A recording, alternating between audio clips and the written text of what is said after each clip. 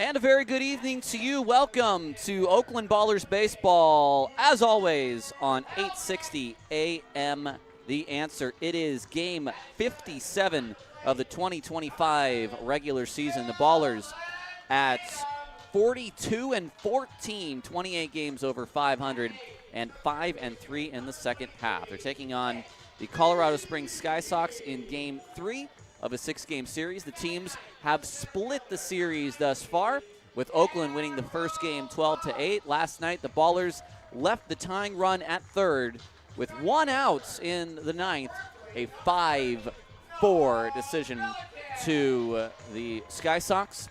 The Ballers have just been announced running out to the field in their Oakland green jerseys. And now it's time for the national anthem before we get things started. Singing the Star Spangled Banner will be Stacy Hogg Stewart, and the presentation of the colors of the American flag, once again brought out by veteran Dave Chavez.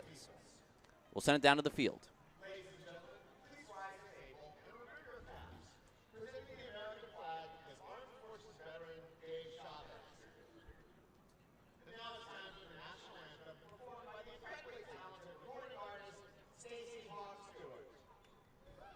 Oh, say, can you see by the dawn's early light what so proudly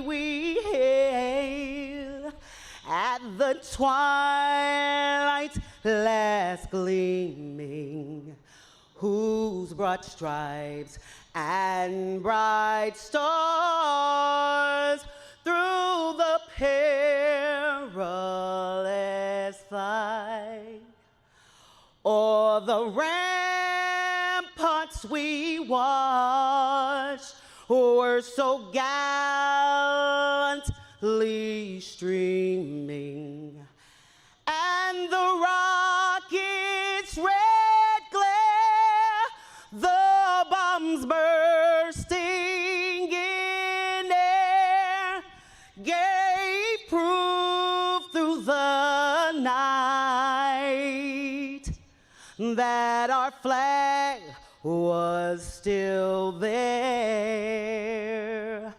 Oh, say does that star-spangled banner yet wave o'er the land of the free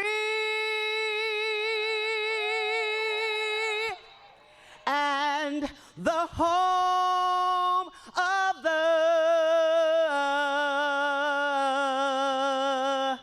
brave? Let's play ball, y'all. We got both the anthem and play ball from Stacy Hogg Stewart, and I have so enjoyed the guitars the last couple of days, the mandolin as well yesterday, but belt it out, Stacy, once again, and we are just about ready for baseball here from Raimondi Park.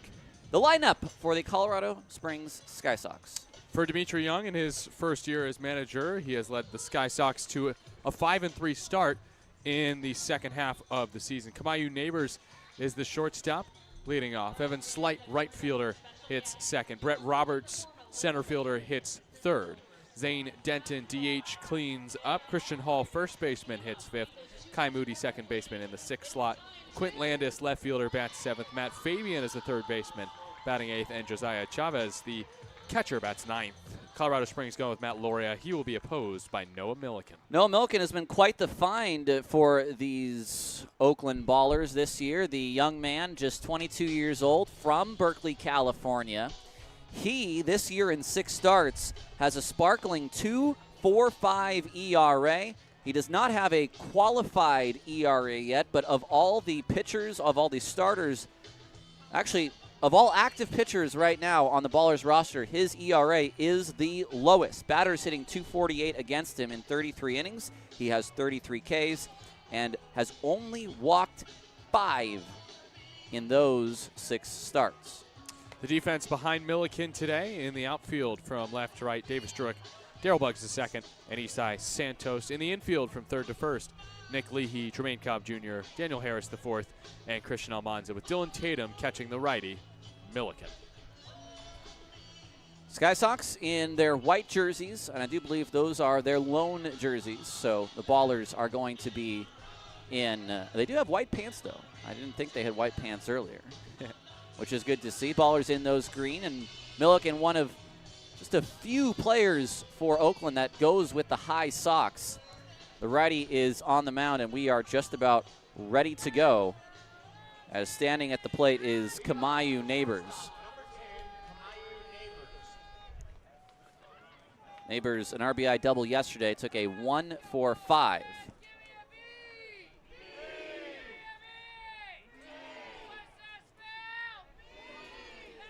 Milliken from the stretch. The first pitch on its way is a sinker outside for ball one at 6:36.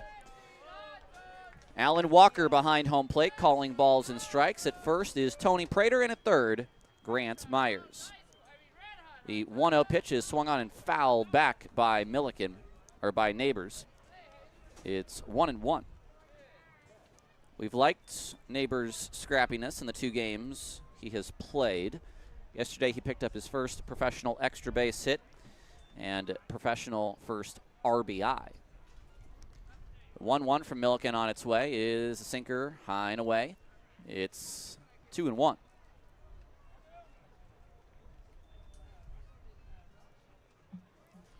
Milliken is set. And the pitch on its way is a called strike on the inside, 90 miles an hour. It's now 2-2. Milliken has been sharp of late. 4 straight quality starts. That's 6 innings and 3 runs or less in 4 straight games. Milliken comes set. Will he go with the sinker again? The pitch on its way. It's swung on, hit high to center field. Over his Buggs into the alley now, and Daryl Buggs puts it away for out number 1 here in the first. That was a sinker. It stayed up a little bit, and you want to look for the sinker up on Milliken because that thing will break. Now Evan Slight, the right fielder. Evan Slight, who is coming in statistically, you could say, as the best hitter on this team, has taken an 0 for 10 to begin this series. A left-handed hitting right fielder. The first pitch from Milliken is a fastball just inside for ball 1. Slight is down to 337, 10 home runs and 40 RBI.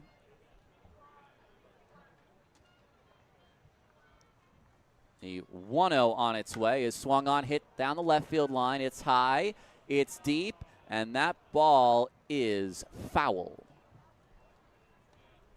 We've seen a couple folks try to take on the wall down the line. That went 308, so it did not have home run distance, and it just went to the left of the foul pole past the stands. Yeah, it was reminiscent of Christian Hall's foul ball from a couple games ago that was originally ruled a homer, overturned to a foul ball. Hall then hit 2 homers yesterday. 1-1 to Slight. No score here in the top of inning 1. Milliken waits. He's got 9 seconds left. Now he comes set. Tatum to set up low. And the pitch on its way is a slider that stays outside. It'll be 2-1. 7:24-25 today. And on 7:24, someone is 24. It's Mr. Nevada Cullen, who turns 24 today. It is his birthday. Yay. 2-1 on its way. Slight to center field. Buggs coming in, and he will make the catch on a line for out number 2. Buggs had a great read on that ball and makes the easy catch. Yeah, I was greeted by a text from our own Laura Geist today saying, happy golden birthday to me, and I forgot what a golden birthday was until I received that text. I've never heard that in my life. You turned 24 on the 24th. That's your golden birthday. So what day were you born, Tyler? 27. I missed mine. Oh, man. Milliken to Roberts is swung on and fouled at the plate. Or it looks like actually just swung on and missed at the plate. Hey, it could be worse. My fiance was born on the 1st, so she was blissfully unaware of her golden birthday. Oh, apparently I was as well. I didn't know such a thing existed. Was I supposed to be given some gold jewelry or something I on would that day? Yeah. The 0-1 on its way is swung on a miss. The sinker inside and high to the righty. And this is where Milliken has lived with some success, is the sinkers against the righties down and in, and Roberts has just swung through 2 of them. Now will he backdoor with the sinker? The 0-2 on its way. Milliken throws, and it's the slider down and away. And Roberts is gone. 1, 2, 3 here in the first against the Sky Sox. And the Ballers come to bat on the other side for the first time today. No score on 860 AM The Answer.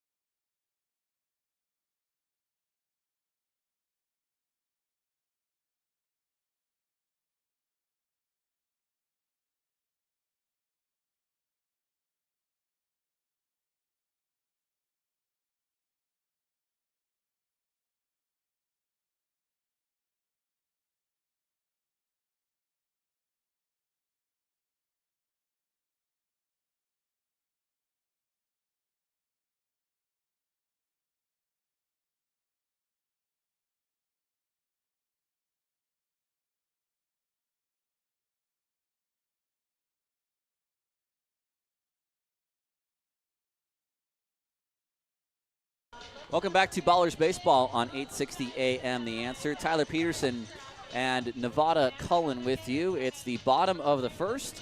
The starting pitcher making his second professional start, a 6'4", 210 right-hander, Matt Loria. Now, I will say, Nevada, the numbers from Western New England University, which I also must confess I have never heard of. They're the Western New England Golden Bears, though, so a soft spot in my heart. Oh.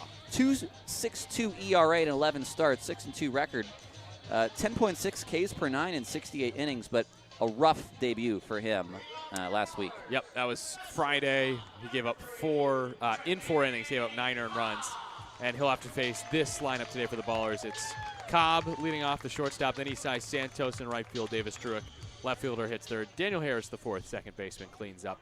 Christian Almanza, first baseman, hits fifth. Lou Helmick, DH, hitting sixth. Dylan Tatum, catcher, bats seventh. Nick Leahy, third baseman, bats eighth. And Darryl Buggs, the second, in center field, batting ninth. Here is Tremaine Cobb Jr. The first pitch is just catching the bottom corner for a strike. I forgot we didn't do runouts, so we didn't give the lineup whatsoever. So I'm glad you got it in just in time. Got that in just in time. 0-1. Fabian from the windup. The slider is down away. Not Fabian, excuse me, Loria. We have a Matt Fabian and a Matt Loria today. Cobb at 333, 4 home runs, 30 RBI, 76 hits to lead this squad this year. From the windup, the 1-1 on its way is a slider high and away. It's 2-1.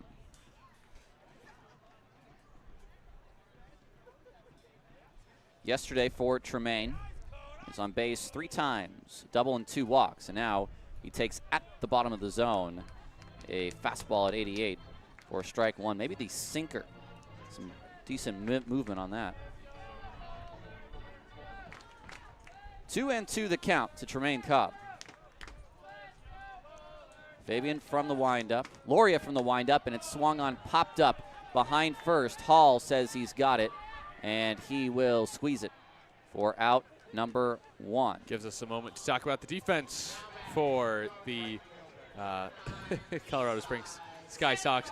The aforementioned Fabian at third base, Neighbors at short, Moody at second, Hall at first, Chavez doing the catching for Loria. In the outfield from right to left, Slight, Roberts, and Landis.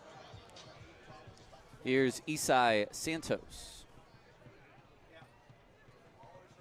Santos, the right fielder, takes a ball. 1-0.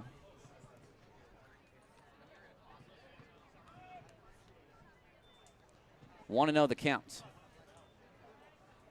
Santos takes outside. 2-0 to a man who yesterday walked 5 times in 5 plate appearances. That's got to be the Ballers record. I don't think anybody walked 5 times last year. 2-0 is down low. I'd have to go look back to the 31-4 game. And we're 1 pitch away from Santos walking for 6 straight plate appearances.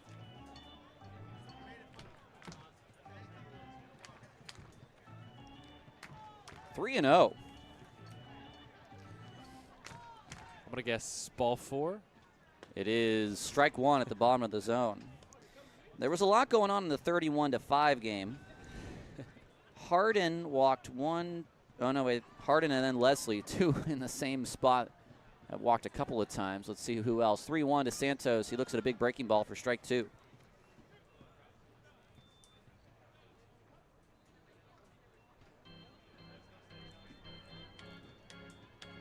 Stephen Wilmer walked 3 times that day. 5 is just wacky. 5 is wacky. 3-2 to Santos. Loria from the windup. The pitch on its way is swung on, popped up into center field. Roberts has to come in. He didn't come in very quickly, and now he finally gets there to record the second out of the ballgame. That'll bring up the big, powerful Davis Druick. 337 for Druick, second on the team. 12 home runs for Druick, third on the team. 15 doubles, tied for first. And 43 driven in. 2 outs in the bottom of the first. No score.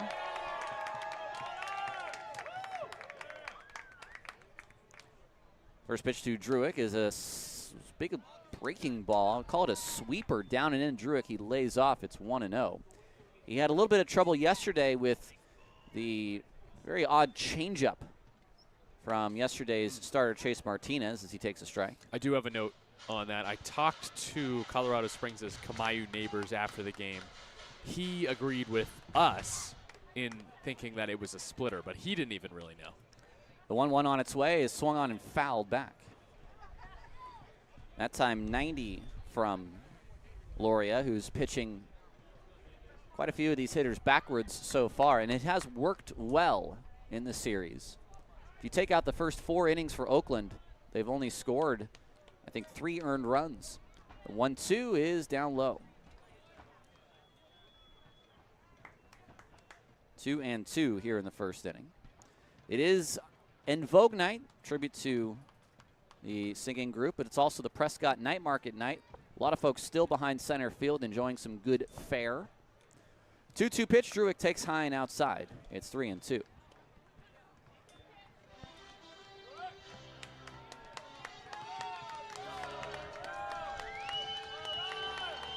Another payoff from Loria.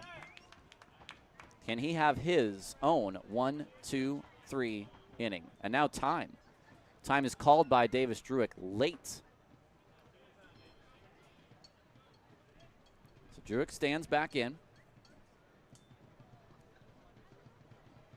3-2, 2 outs. Setting up low is Chavez, the catcher. The pitch is swung on and missed.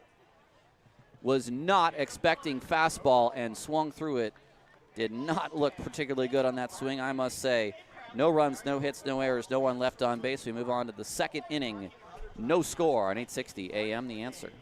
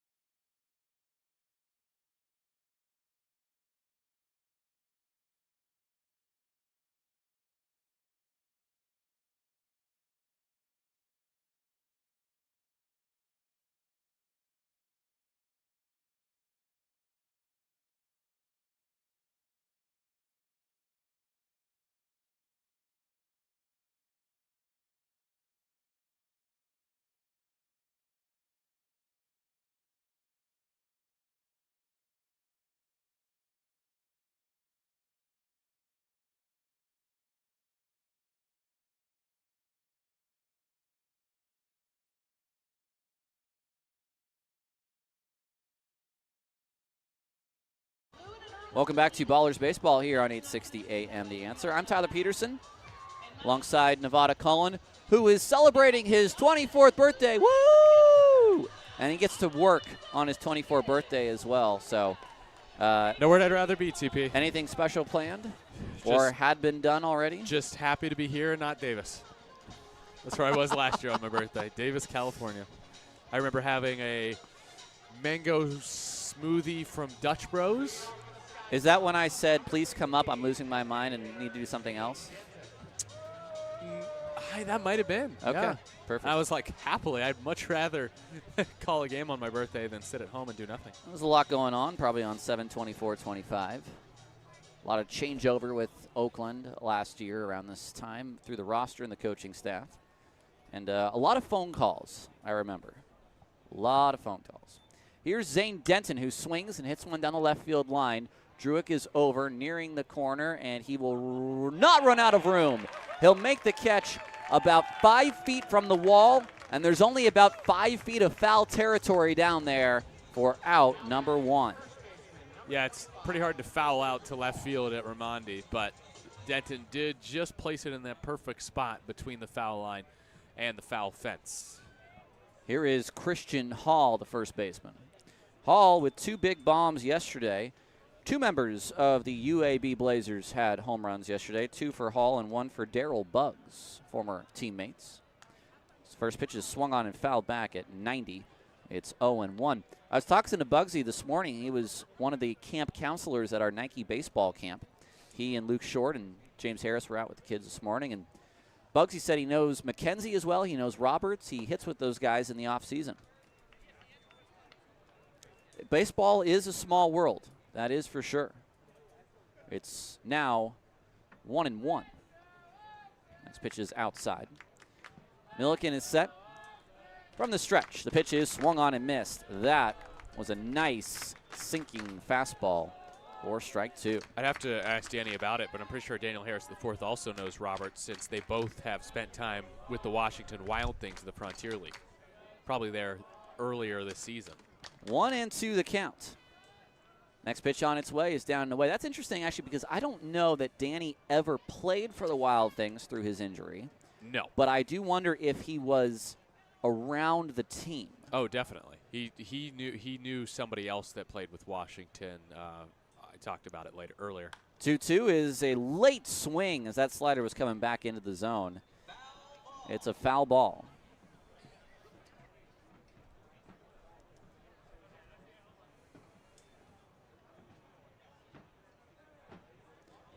No score here in the second inning. Bases are empty. The 2-2 on its way to Hall is swung on and missed. There's the good Milliken sinker. It was off the plate. It started as a strike. It's the second strikeout for Milliken, and there's 2 away. Hall, who was pretty much unbeatable yesterday, he did strike out in his last at bat, but also homered twice in the game and had a 3-hit performance. The Milkman gets him the first time through. Milliken against Kai Moody. Berkeley versus San Francisco. The first pitch from Milliken on its way is a sinker, in for a called strike 1 at the knees. I don't know if Washington ever played Berkeley High, but these guys are relatively the same age. There's a chance they might have ever crossed paths. Now a slider that doesn't quite slide, that's inside for ball 1. His stuff moves. There's no doubt about it.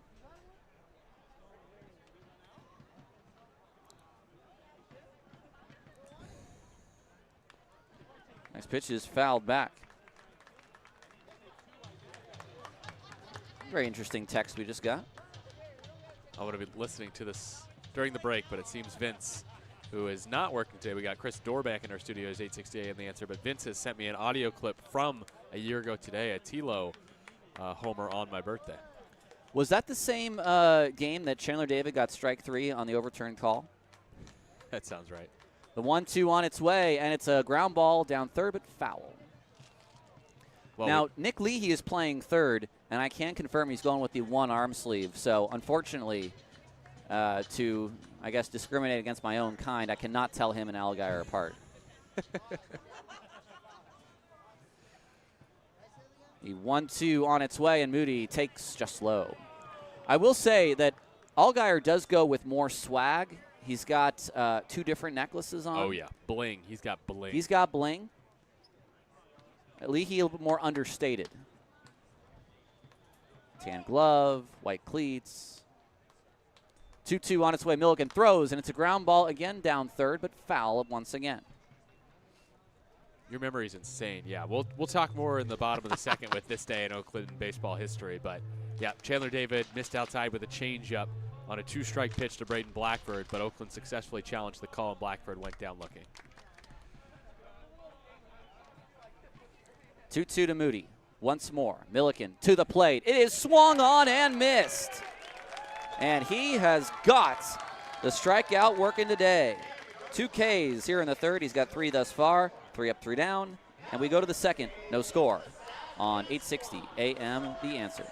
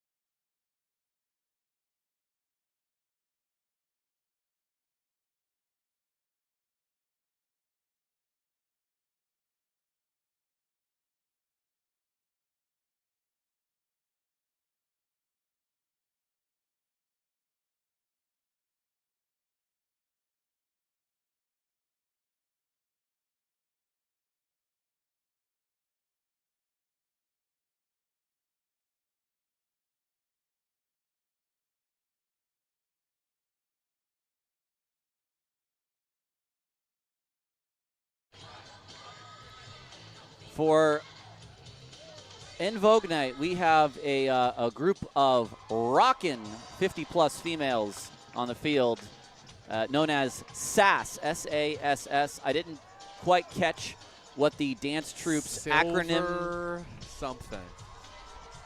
Silver and Sensational Squad, 50 and over. Well, those ladies are bringing it, and they are at least momentarily delaying the start of this inning, as Danny Harris is going to stand at the plate.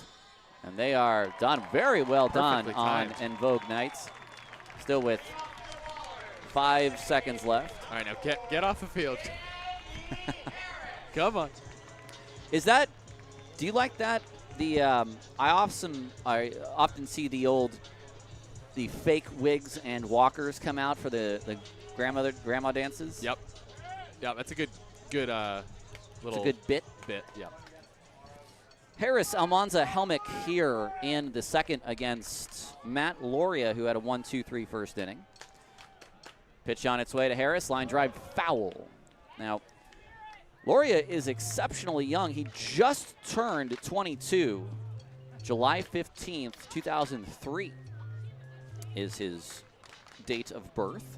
He's practically a child, coming from me, who's only 2 years older. The 0-1. Harris swings and misses over the breaking ball. It's quick 0-2. And Tyler jumped the gun, but today is July 24th, 2025.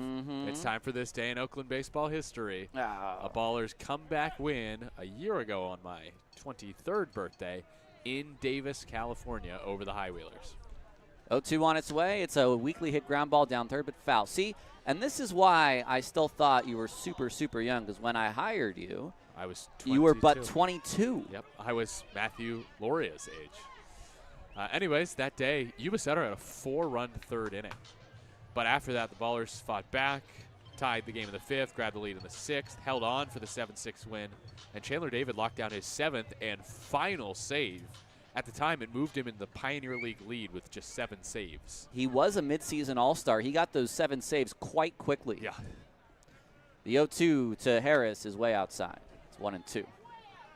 But It was a, let's see, Dondre Hubbard, a leadoff double in the 5th. Colton Horner, RBI single up the middle. And then fielder's choice from Brad Burkell, knotted the score at 4.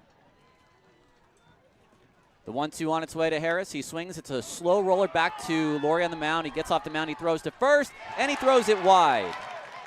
Harris is safe, and I have a feeling that may be a straight error. We're going to watch it We're back. going to look it back. The question, I think, of effort, because Harris was not going to beat out that ball, at least that throw, but does this go past ordinary effort, I think the question would be.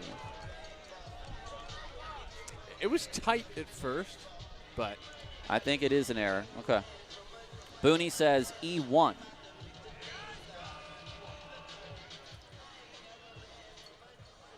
So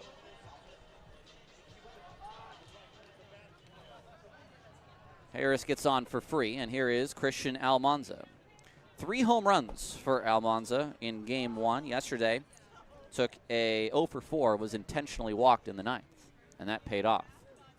First pitch, breaking ball is outside. It's 1-0. I can understand not wanting to pitch to a guy who's batting .315 with 19 bombs and 63 driven in.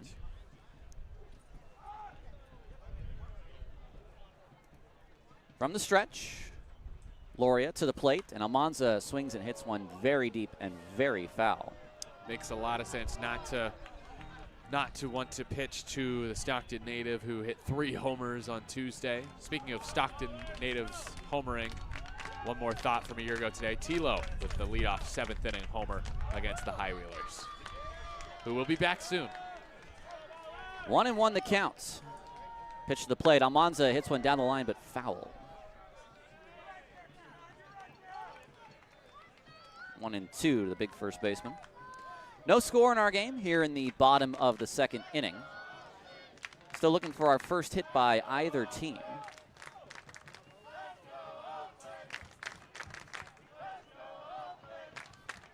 One and two the count. Setting up away is Chavez, the catcher. And the pitch to Almanza is in the dirt.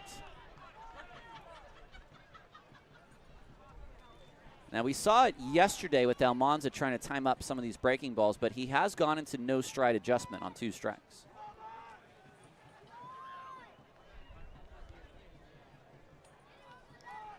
We don't know much about Josiah Chavez behind the plate. He hasn't played a ton.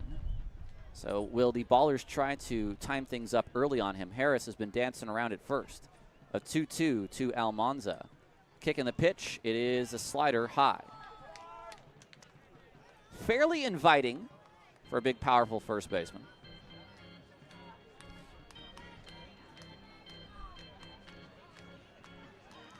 Three and two, no outs. Harris could be off. Not going, and Almanza fights that off. Went back to the fastball at the top of the zone. 19 bombs for Almanza, 4th in the league. He got leapfrogged yesterday by Adam Fogel, who had a 2-homer game for Missoula. And then I would imagine he also then won the knockout round against Glacier. I did not see that final. Very interesting. 3-2. Harris, does he go? No, the pitch is swung on, hit down the line, and again, foul. So he is hanging in there. It looks like a guy who is sitting breaking ball. It's a different adjustment than Davis Druick, who is sitting breaking ball and could not expect the fastball, but Almanza is hanging in on the fastball right now. He just does not want to get beat on soft. 3-2. Harris goes. The pitch is swung on, hit to first. Hall will go to the bag himself, and that will be an out at first, but Harris will advance to second on the ground out. Decent at bat by Almanza, and ends up in a semi-productive out.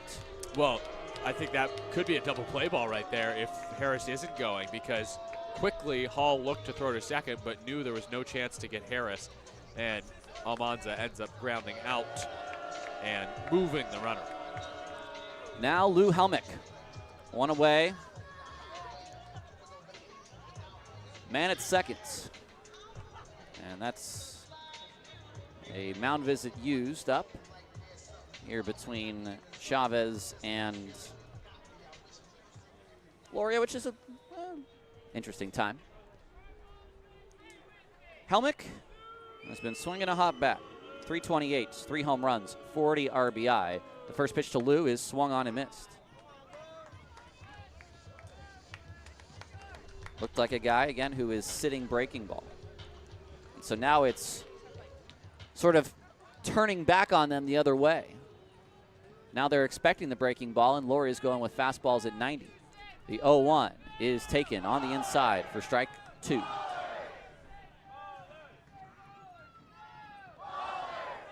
Some early happy birthday Nevada messages on our YouTube chat, and we do appreciate those.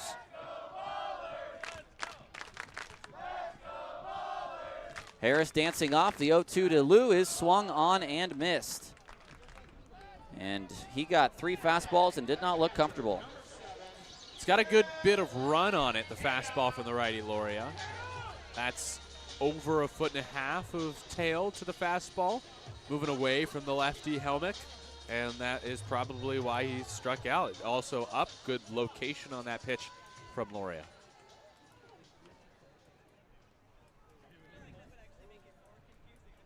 I've got a great one for you. Here's Dylan Tatum. The first pitch to Tatum is a slider for strike 1. Dan Silvert has stalked you on Google. LinkedIn shows you had a 3.9 undergraduate GPA, so which courses were the B's? Dan, too much. Reporting? Reporting? Oh, my Lord. Is that the name it was of a majors class, huh? The 0-1 on its way. The pitch on its way to Tatum. He swings and fouls it back. Just short of the press box. Yeah, reporting. We had this brutal professor who just... Oh, I'm sure it was the teacher's fault. Oh, yeah. We all got... But honestly, like a B, I was very happy with in that class. The only... Like fact errors, you would fail. I think the only B- or C, was it C+ or B- I got was in my geology lab. Aw, but... My online geology lab. Okay, yeah, that tracks. 0-2. Pitch to Tatum. He takes strike 3, called on the high outside corner at 91. And that sinker is breaking back, and it is holding the ballers at bay. And, hey, 2 sinker ballers right now throwing some pretty good stuff. We'll take a break and come back on 860 AM. The Answer, scoreless as we head to the 3rd.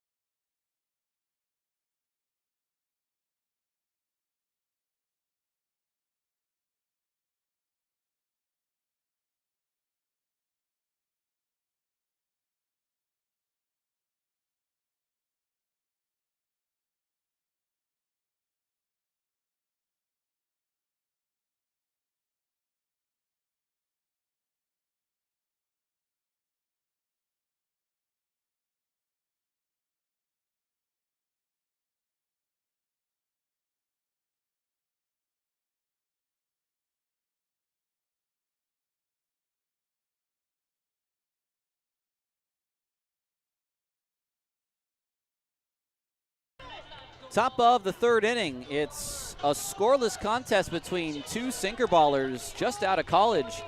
Milliken and Loria, so far, neither of them have allowed a hit through 2 innings.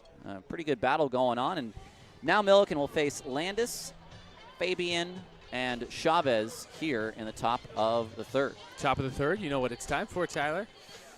Our celebrity 3rd inning. That's right. So who's our celebrity today? It is going to be you, I suppose. What? Oh, birthday my boy, God. Nevada Cullen, our What? celebrity 3rd inning. Tyler, it's just, what can I say? It's just a pleasure to be on the mic. I've been listening to you for some time now.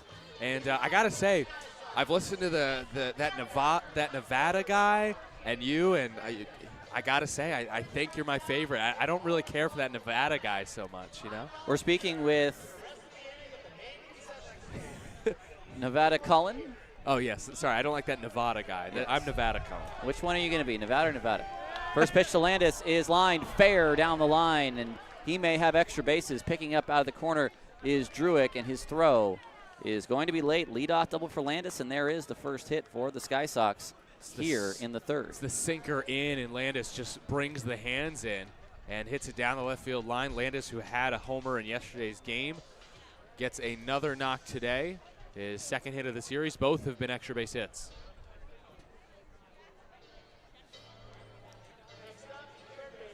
First hit of the game as well for the Sky Sox. Brings up Matt Fabian, who we have not seen in this series, the 24-year-old Canadian.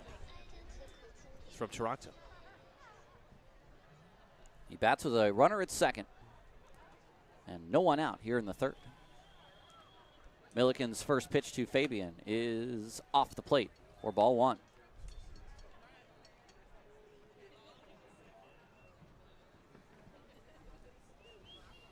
Milliken set already in the stretch from the whole game, so no difference for him. Pitch on its way is off the bat of Fabian. It was an accidental foul ball as that was coming in. Now, we know Milliken's good for a couple hit by pitches. We can certainly say one a game, no problem.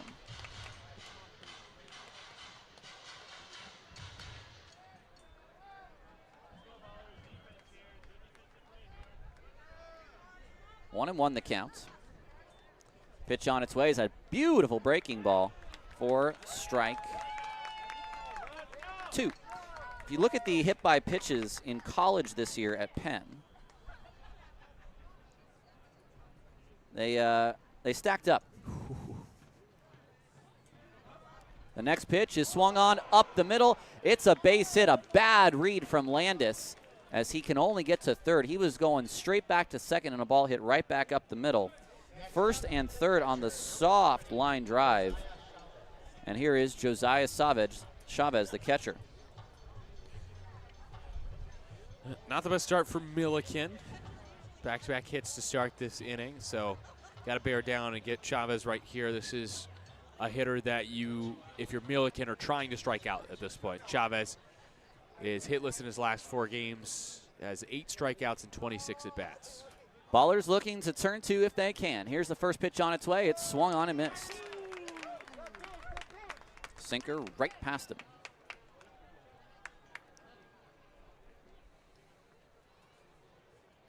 Chavez, a left-handed hitting hitter. Corners are in. Infield and double play depth up the middle as he swings and fouls it back. Another sinker. It's a quick 0-2. So now, back-to-back sinkers. Do you go a little farther out now?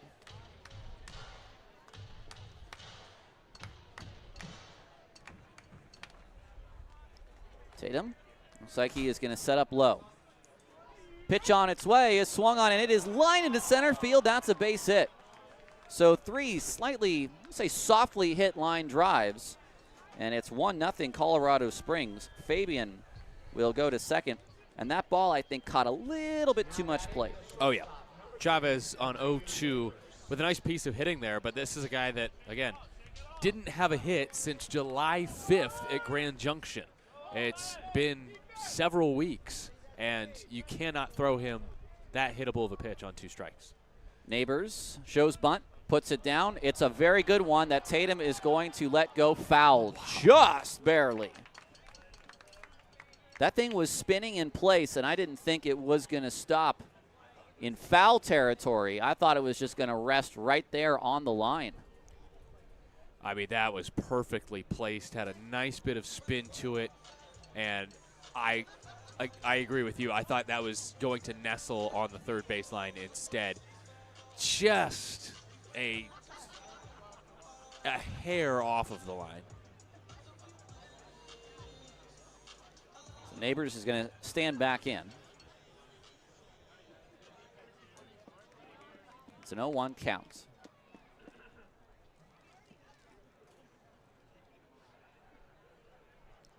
He will not bunt here. He'll take a sinker inside. It's 1-1.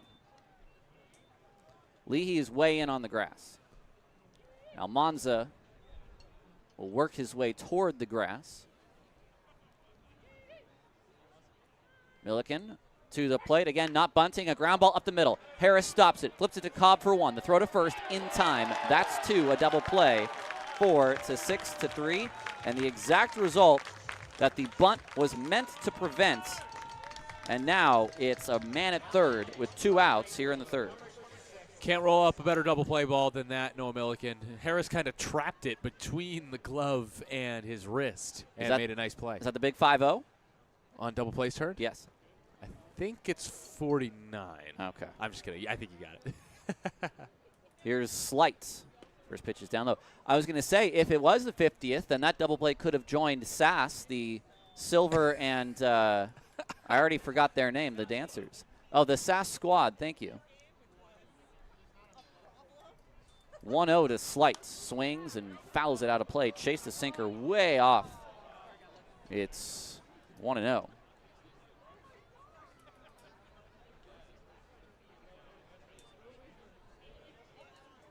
Runner at third is Matt Fabian. Milliken is set. The 1-1 on its way is swung on and fouled away once again by Slights. He lined out to center field in his first at-bat. This is a big spot for Milliken early in this game, who has allowed 3 hits in the inning, but has got a double play. Now can he strand that runner at third? The 1-2 pitch on its way. The kick and the fire. It's swung on and missed. The big curveball down and in. And it's a 4th strikeout for Noah Milliken. That's some good work, only allowing the 1 run after 3 straight hits to begin the inning. So it's 1 run on 3 hits. The RBI single by Chavez. No errors, and a man left on base. We'll take a break and come back on 860 AM, The Answer.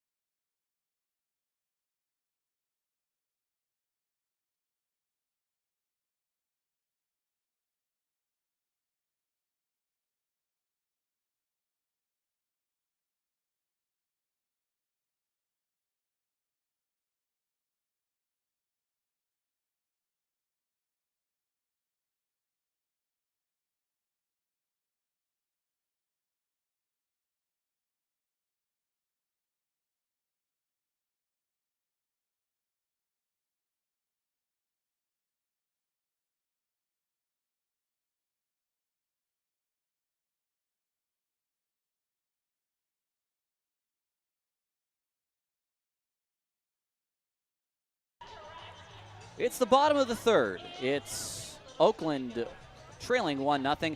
The Butts family just having to answer a trivia question if you're watching our stream. Nancy and Jeff in town, and it's great to see them. Of course, we've interacted with them so much on our YouTube chat. It was always nice to meet folks in person.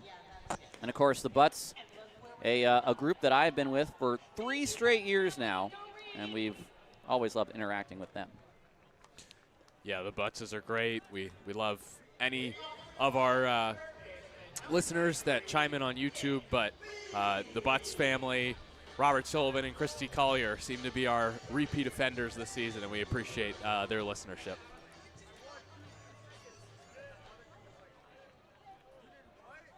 Here's Leahy, then Bugs, and then Cobb. Loria's first pitch is a slider in for strike 1. 1-0 Colorado Springs. They just knocked in a man with 3 straight hits in the top of the inning, if you're just joining us. Tyler Peterson and Nevada Cullen, our birthday boy today. Fastball is down low. It's 1-1.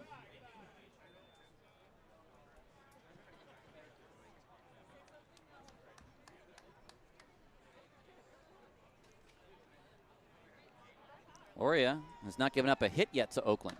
As Leahy hits one down the right field line. Is this going to stay fair? It will fall foul. It was slicing ever so much away.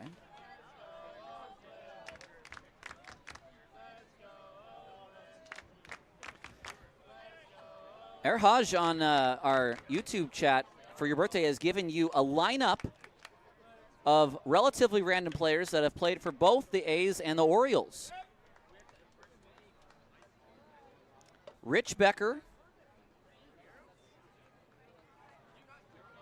Miguel Tejada, Reggie Jackson, Don Baylor, Jack Cust, Geronimo Baroa, Sal Fasano. The 1-2 is swung on, hits to the gap. Over is the right fielder Slight, and he will get there to make the catch. One away. Mike Bordick, Len Sakata, Storm Davis, and Doug Jones. There you go. I'm trying to figure out how many of these I actually know. I don't know Sal Fasano as an Oriole. I knew Or Tejada. actually as an A, I know who Don Baylor is. I know Sal Fasano. You know Jack I Cust. know Reggie. I don't. Yes, you do. He's the one that fell down with no one at home plate. Posada wasn't at home, and then they tagged him out. You know that play. Oh. Called strike one to Yeah. Darryl Buggs. We know Jack Cust for striking out, I think, 962 times in 3 years as an A, but also hitting probably 90 home runs. The 0-1 to Buggs. He takes a strike at the knees. It's 0-2.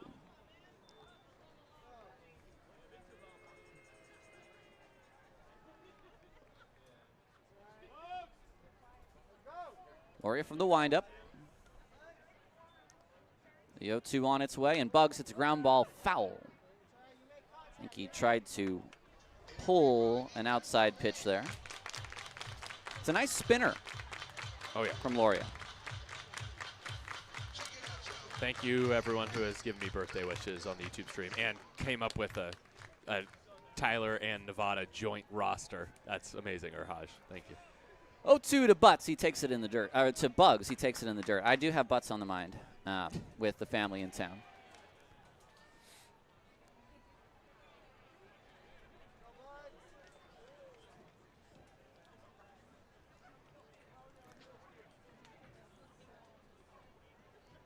Darryl will have to protect. The 1-2 pitch from the windup is swung on and missed. The slider got him toward the outside. And there's 4 Ks now for Loria.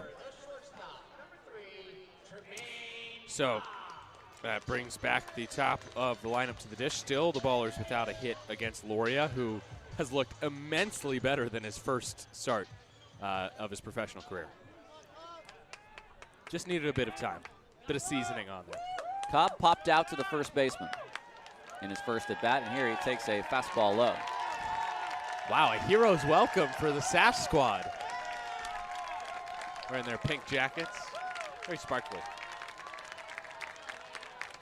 Pitch to Cobb is swung on and fouled out of play.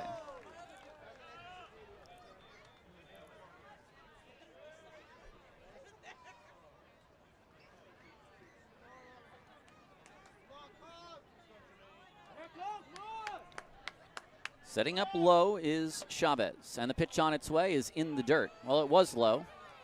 It's not supposed to be that low.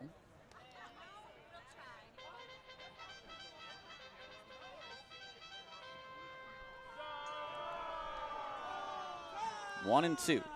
Ballers still looking for their first hit. 1-2 pitch is a fastball outside.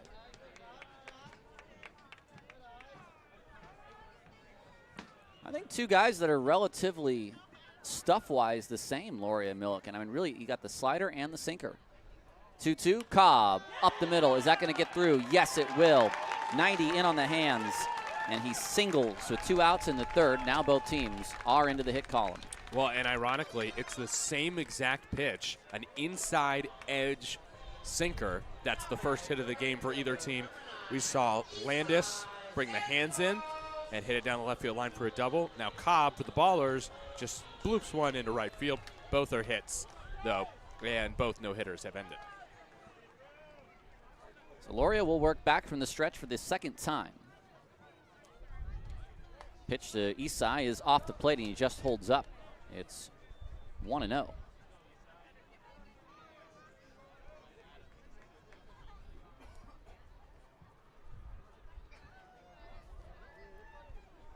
Wonder if Cobb will go.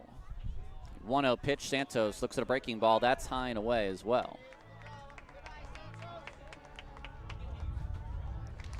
1-0 Sky Sox here in the bottom of the third.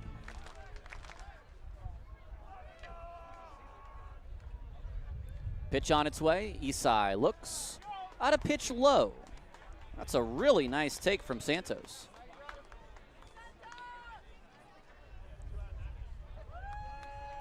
Three and 0. He had a 3-0 count in his last at bat as well. We due for another walk. Back to the bag is Trey as the throw over comes from Loria. Just trying so hard not to say Fabian. Santos, again, he'll probably take here 3-0. We'll see, of course. The 3-0 is taken high and away, and there's ball 4. Yeah. So Loria works all the way back to get Santos to fly out to center field last time up. But this time, Santos draws his 6th walk in just 2 games. I don't think Davis Druick will let himself get beat by a fastball in this at bat. I'd agree. Struck out swinging against Loria. Defense playing behind both runners. Druick trying to get a run on the board. The first pitch is swung on, grounded foul. That was down and in.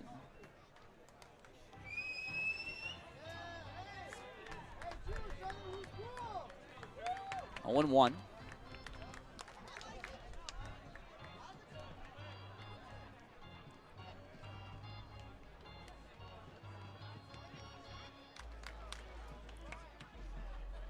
Cobb at second, who singled.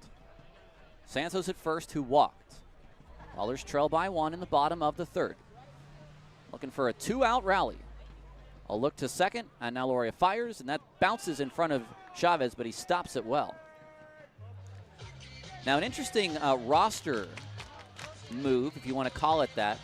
The Sky Sox, because of the heavy travel they are on, almost playing as a road team the whole year, have been allowed to bring on a 27th player onto their roster. They have a special waiver from the league. Now, it's not the first time that has happened. The YOLO High Wheelers last year, on an 18-game road trip, were allowed to bring on a 27th player for that road trip, and that is more of a sort of safety issue than anything. And so when you're going to play 40 out of 46 games as a road team, like these Sky Sox are going to do, it makes sense. The 1-1 to Druick. Pitch on its way. The breaking ball stays high. And again, that's a nice take because you see that thing floating down, and as a big power bat, you want to whack that thing. Yeah. That looks awful tantalizing, that high breaking ball. 2-1. Druick swings and hits that out of play at 86. I think he's going with 2 fastballs. I think the 4-seam and the sink.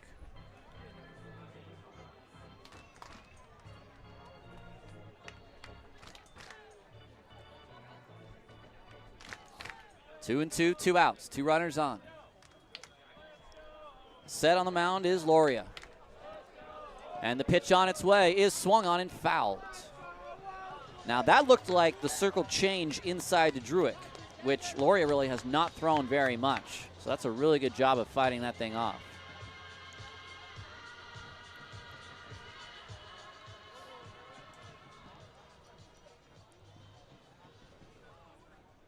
Can the Ballers' 3-hole hitter come through? Loria looking for a strikeout. Setting up away is Chavez. The pitch is swung on and missed, and he got him again. This time the changeup, a 5th strikeout for Loria. No runs, a hit, no errors, 2 men left on base. We are through 3 on Thursday nights. 1-0 Sky Sox on 860 AM The Answer.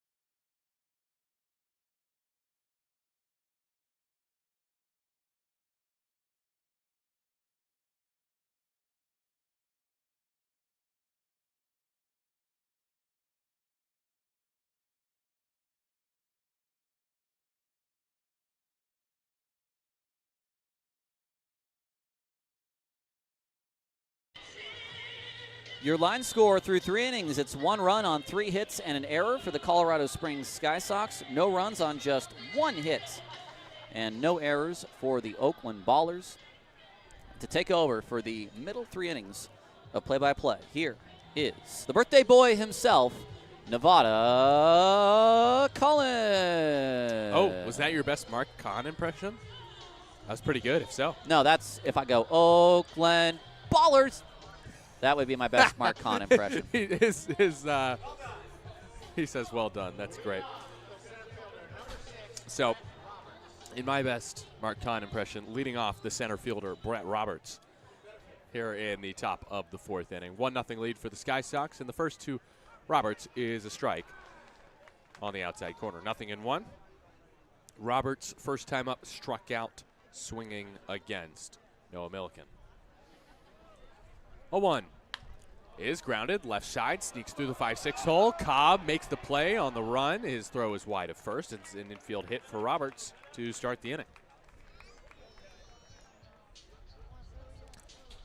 So an infield hit that Roberts just wiggled between short and third. Cobb made the backhand, but there was no way he was going to throw out Roberts. Roberts has a bit too much speed to be thrown out on that well-placed ball. And Roberts also extends his hit streak to 4 games with that infield single. Brings up Zane Denton. Switch hitter batting from the left side takes a strike. 0-1. Denton, a fly out to left field. His first time against Noah Milliken. 1-0 Ballers trail, top of the 4th. Next to Denton, swung on and missed. That was an 89-mile-an-hour heater north of the zone for Milliken. He quickly gets ahead in the count, 0-2. And this is where the sinker is particularly deadly on trying to roll up a pair. The 0-2 toss is high and away, 1-2. As Tyler said, the Ballers, with their 4-6-3 double play in the 3rd, rolled their 50th double play of the season. 1-2, Milliken goes and gets a ground ball to first. Picked by Almanza. Throw to second for 1. Return throw to first. Late off the bag, says Tony Prater. He says Noah Milliken covering was off of the base. Aaron Miles quickly out of his dugout.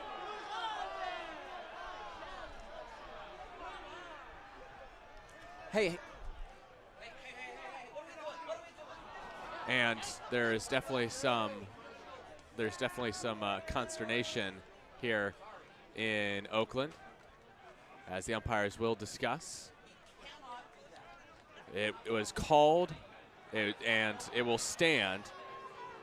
It was, so Roberts is out 3-6, and Denton reaches on the fielder's choice to start the 4th inning. 1 out, and Christian Hall is next.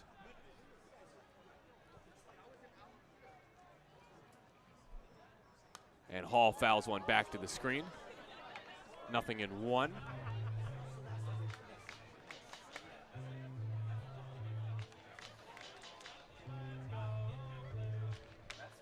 Hall with a strikeout his first time up against Noah Milliken. Hall, ground ball to Almanza. Oh no. He gets the out at first. 2 down. Denton advances to second on the ground out. Almanza had a chance to turn 2 there, but he fumbled the baseball. Still ended up with it with plenty of time ahead of when Hall got to the bag. And after juggling it around like he was trying to juggle 3 baseballs, ended up with just the 1 in his glove for out number 2. So again, Denton at second, 2 down in the inning, 1-0 Colorado Springs here in the 4th. First pitch, another ground ball. 3 hops for Cobb, the shortstop, his throw to first in plenty of time for out number 3. So the Ballers don't turn 2 in the frame, but they do get out of the inning without any damage. No runs on 1 hit, no errors, and 1 left. We go to the bottom of the 4th, 1-0. Before we go to the bottom of the 4th, though, we do want to say happy birthday Oh, no. to I'll spare you the rest of my singing, but we do have a cake for Nevada Cullen. It is his big 2-4. It's brought to him by the lovely Isabella Haberman, our social media and digital marketing coordinator, who is trying not to burn her hand lighting these candles. One is fine, Isabella. Let me take that from you before it becomes a workers' comp situation. 6-3 put out. We're going to keep it here through the break. Sounds good. Because I have this candle, which now is going to burn me. Boy, this is these are good candles, I got to say. These, don't tell Brandon Colthurst about this, about live fire in his press box. This feels so dangerous. I'm going to blow this out so fast. You know what? Blow out. They're almost all lit. How about that? There you go. Happy birthday, Nevada. We will now send it to a break. Actually, no, we're going to keep it here. We're going to keep it right here through the 4th. There's still fire. Let's hope there's no smoke detectors in here. But that piece of red velvet cake is for you, my friend. Oh, thank you. Nevada's Culinary Curiosities here. Everybody good? Bottom of the yes? 4th. Okay. You know, this is a perfect – actually, this was when I was planning on talking about it. So it is time for Nevada's Culinary Curiosities here in the bottom of the 4th inning. Thank you, Isabella Haberman. That was the best. That was fantastic. Thank you, Tyler Peterson, for helping with that. Just in case something happens in the press box, we do have firefighters here behind the left field wall. That is perfect timing. Wow. Okay. So I've got some red velvet cake on Nevada's Culinary Curiosities. I've got some Mama Boy's pizza today. Yes. Thanks to Ben Verhoek. Thank you, Ben, for the pizza on my birthday. My guy. Ballers trail 1-0 here in the bottom of the 4th inning. First to Harris is 2 hops to short backhand by Neighbors. His throw to first in plenty of time. A quick first out. Then also we have some trail mix. Thank you, Isabella. Bring it in. So Ben knows I love this Rainbow's End trail mix from Trader Joe's, and Ben got me 7 packs of trail mix. So I will never run out this season, at least. If I would run out of that in a year, let's be honest. First to Christian Almanza is low. But the one thing I wanted to shout real quickly on Nevada's Culinary Curiosities, I had the honor, thanks to Melissa, who is Scrappy's handler tonight, of having some of her mom's curried goat pitch outside to Almanza, 2-0. Melissa's family is from Fiji, and so I had, I guess, food from Fiji for the first time, if you want to look at it that way. Is that Fijian? Fijian? 2-0 is high and outside, 3-0. Any way you say it, it was Fijian delicious. Some really, really good curried goat. This was one of the best homemade foods I've ever had as Almanza takes outside for a 4-pitch walk. Of all the curried goat you've had, this was the best? It was, yes, it's one of 2 because I have had curried goat before in Jamaica. Of course, this was a different style of curried goat. What a one-up there. I mean, I thought I had you on that one for sure, but no. Well done. Thank you. Thank you. I try to have a wide palate. So, again, Nevada's Culinary Curiosities here on my birthday in the bottom of the 4th inning. 1-0 Colorado Springs leads. Here is Lou Helmick. Pitch outside, 1-0. I could go for some schnitzel and spatzel right now. I do love me some German food. You talking about the spätzle? Oh, yeah. The egg noodles. Yes. Delicious. Of course, I don't know how to pronounce it. 1-0 to Helmick is high and away, 2-0. But I think it's time for the main event now. Please. I get to finally try some. I'll have to get my. It's a big boy's slice, too. My camera on for this. Because you are a big boy now at 24. A slice of red velvet cake on my birthday in the press box. 2-0 to Helmick from the righty Loria. Bends in strike 1. And I did tell Tyler as I was leaving the press box yesterday that red velvet was my favorite cake. And he delivered clearly. To who do we thank for this red velvet cake, Tyler? Which establishment? 2-1 outside to Helmick, 3-1. Excellent question. All right. I'll let you know after you have a bite. Well, here we go. Going in for the bite before this 3-1 pitch. You know what? That's a bad I'm going to idea. be smart. I'm going to be smart. I'm going to wait until after the 3-1 pitch. You make me call the helmet home run. He jacks it high in the air on the infield. Not quite. Moody has it, the second baseman. That's out number 2. You got me all excited for a pop-up there, Tyler. 2 outs. Here's Dylan Tatum, and here I go with the red velvet cake on Nevada's Culinary Curiosities for the brand. As I always say, make sure you eat on air.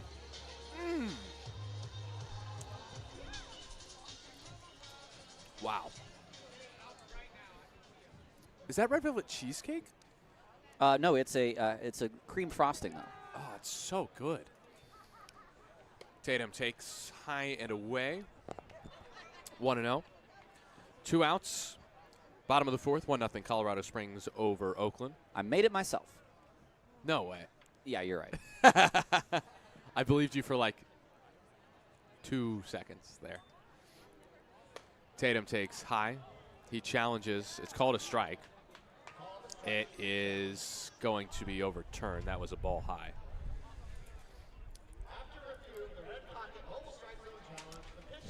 TP, you want to cut maybe half of this for yourself or something like that? Maybe at some point. All right. I'll try to eat off one side of it. Man, this is Ray King's going to come out here. Interesting. The pitch count is not exactly low for Loria. He has thrown 70 pitches, 72 now. At least that gives me another excuse to take another bite. Take another bite, yeah, for sure. I mean, this is just so rich and creamy. This is so soft and moist. Good cake. I did learn Mark Kahn's 6 favorite words in the English language, which is Red Pocket Mobile Strike Zone Challenge.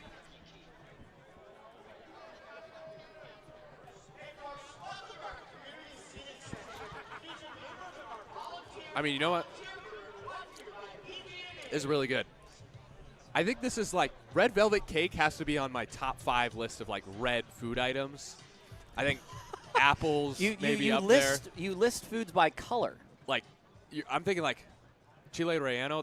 That comes in, I believe. Is that red or red and green? You can have it however you like, I suppose. Pitch inside hits Tatum, and he'll be awarded first base. Immediately after the meeting on the mound. Yeah, don't look now, but this is the second inning in a row that the Ballers have had multiple men on. They still have just 1 hit, and they're almost 2 times through the order. Yeah. It's dating back to yesterday. It's been a pretty poor performance offensively for the Ballers, as Bruce Valentine will greet Dylan Tatum at first to make sure he's okay after wearing one. Ballers, though, have to take advantage of free passes. That is something they definitely did not do yesterday. They have 4 hits in 13 innings. Oof. And that's after scoring 12 in game 1. Oh, we got another Geese flyover as Leahy takes a strike. 0-1. Going back to Tuesday, they have 5 hits in 19 innings. And that is preposterous, because how we know this team can bat offensively. Yeah, it's, again, it kind of, with the exception of early in game 1, next to Leahy, is lined sharply to center field, but right at Roberts for out number 3. So, Oakland gets 2 free passes, but leaves both men in the bottom of the 4th. We go to the 5th. It's 1-0 Colorado Springs here on 860 AM. The Answer.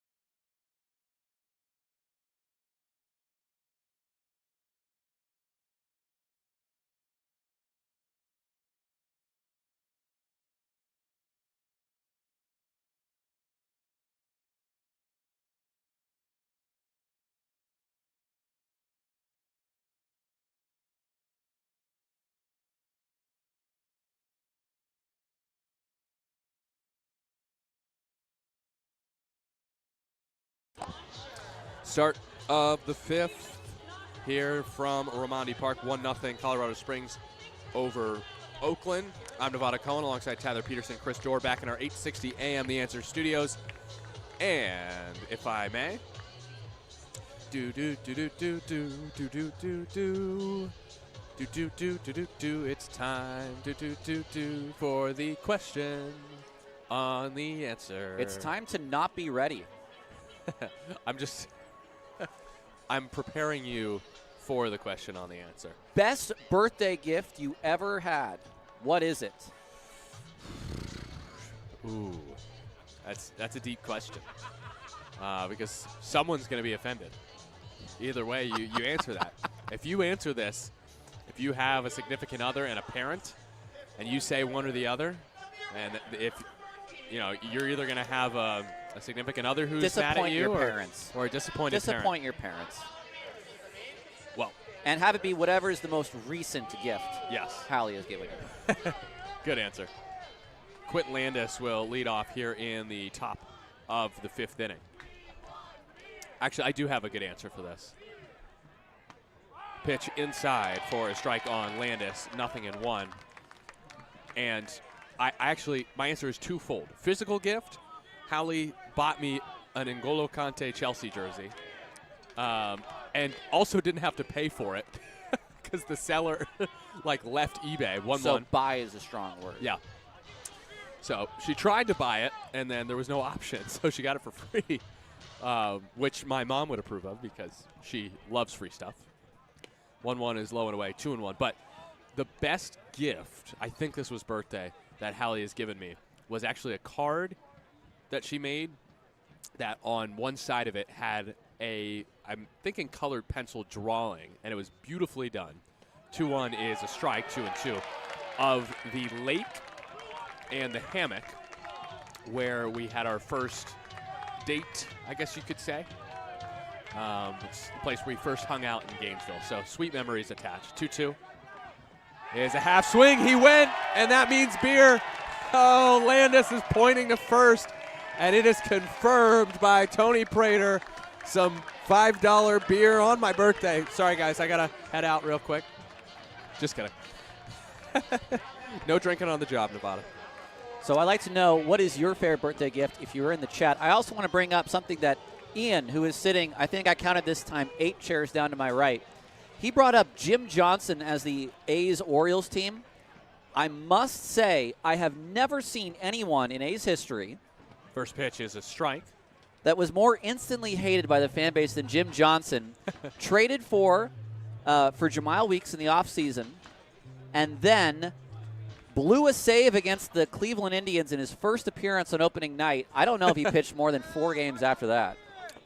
Well, Jim Johnson was a legend for the Orioles. Yeah, for my understanding as well, he was not good for anyone else. 1-1 from Milliken to Fabian. Swung on and missed. 1-2. Milkman up to 5 strikeouts so far. We've got some good gift getters in the comments on YouTube. Anthony Jones says a 1-week trip to San Francisco to see the Giants at Oracle Park when the Giants won 107 games. That is pretty sweet. 1-2. Half swing. Did he go? An appeal to first.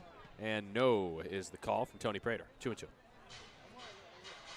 It's a good gift. Hey, getting to go to Oracle Park that many times is well worth it. It's my favorite stadium, I think, other than Camden Yards that I've been to in baseball. It is a true gem. 2-2. Half swing. Did he go? Is it a strike? An appeal to first. He did go, says Tony Prater. That's back-to-back Ks for the Milkman. 2 down here in the top of the 5th. That's odd that we've had back-to-back strikeouts on check swings. I've never seen something more nonchalant in my life.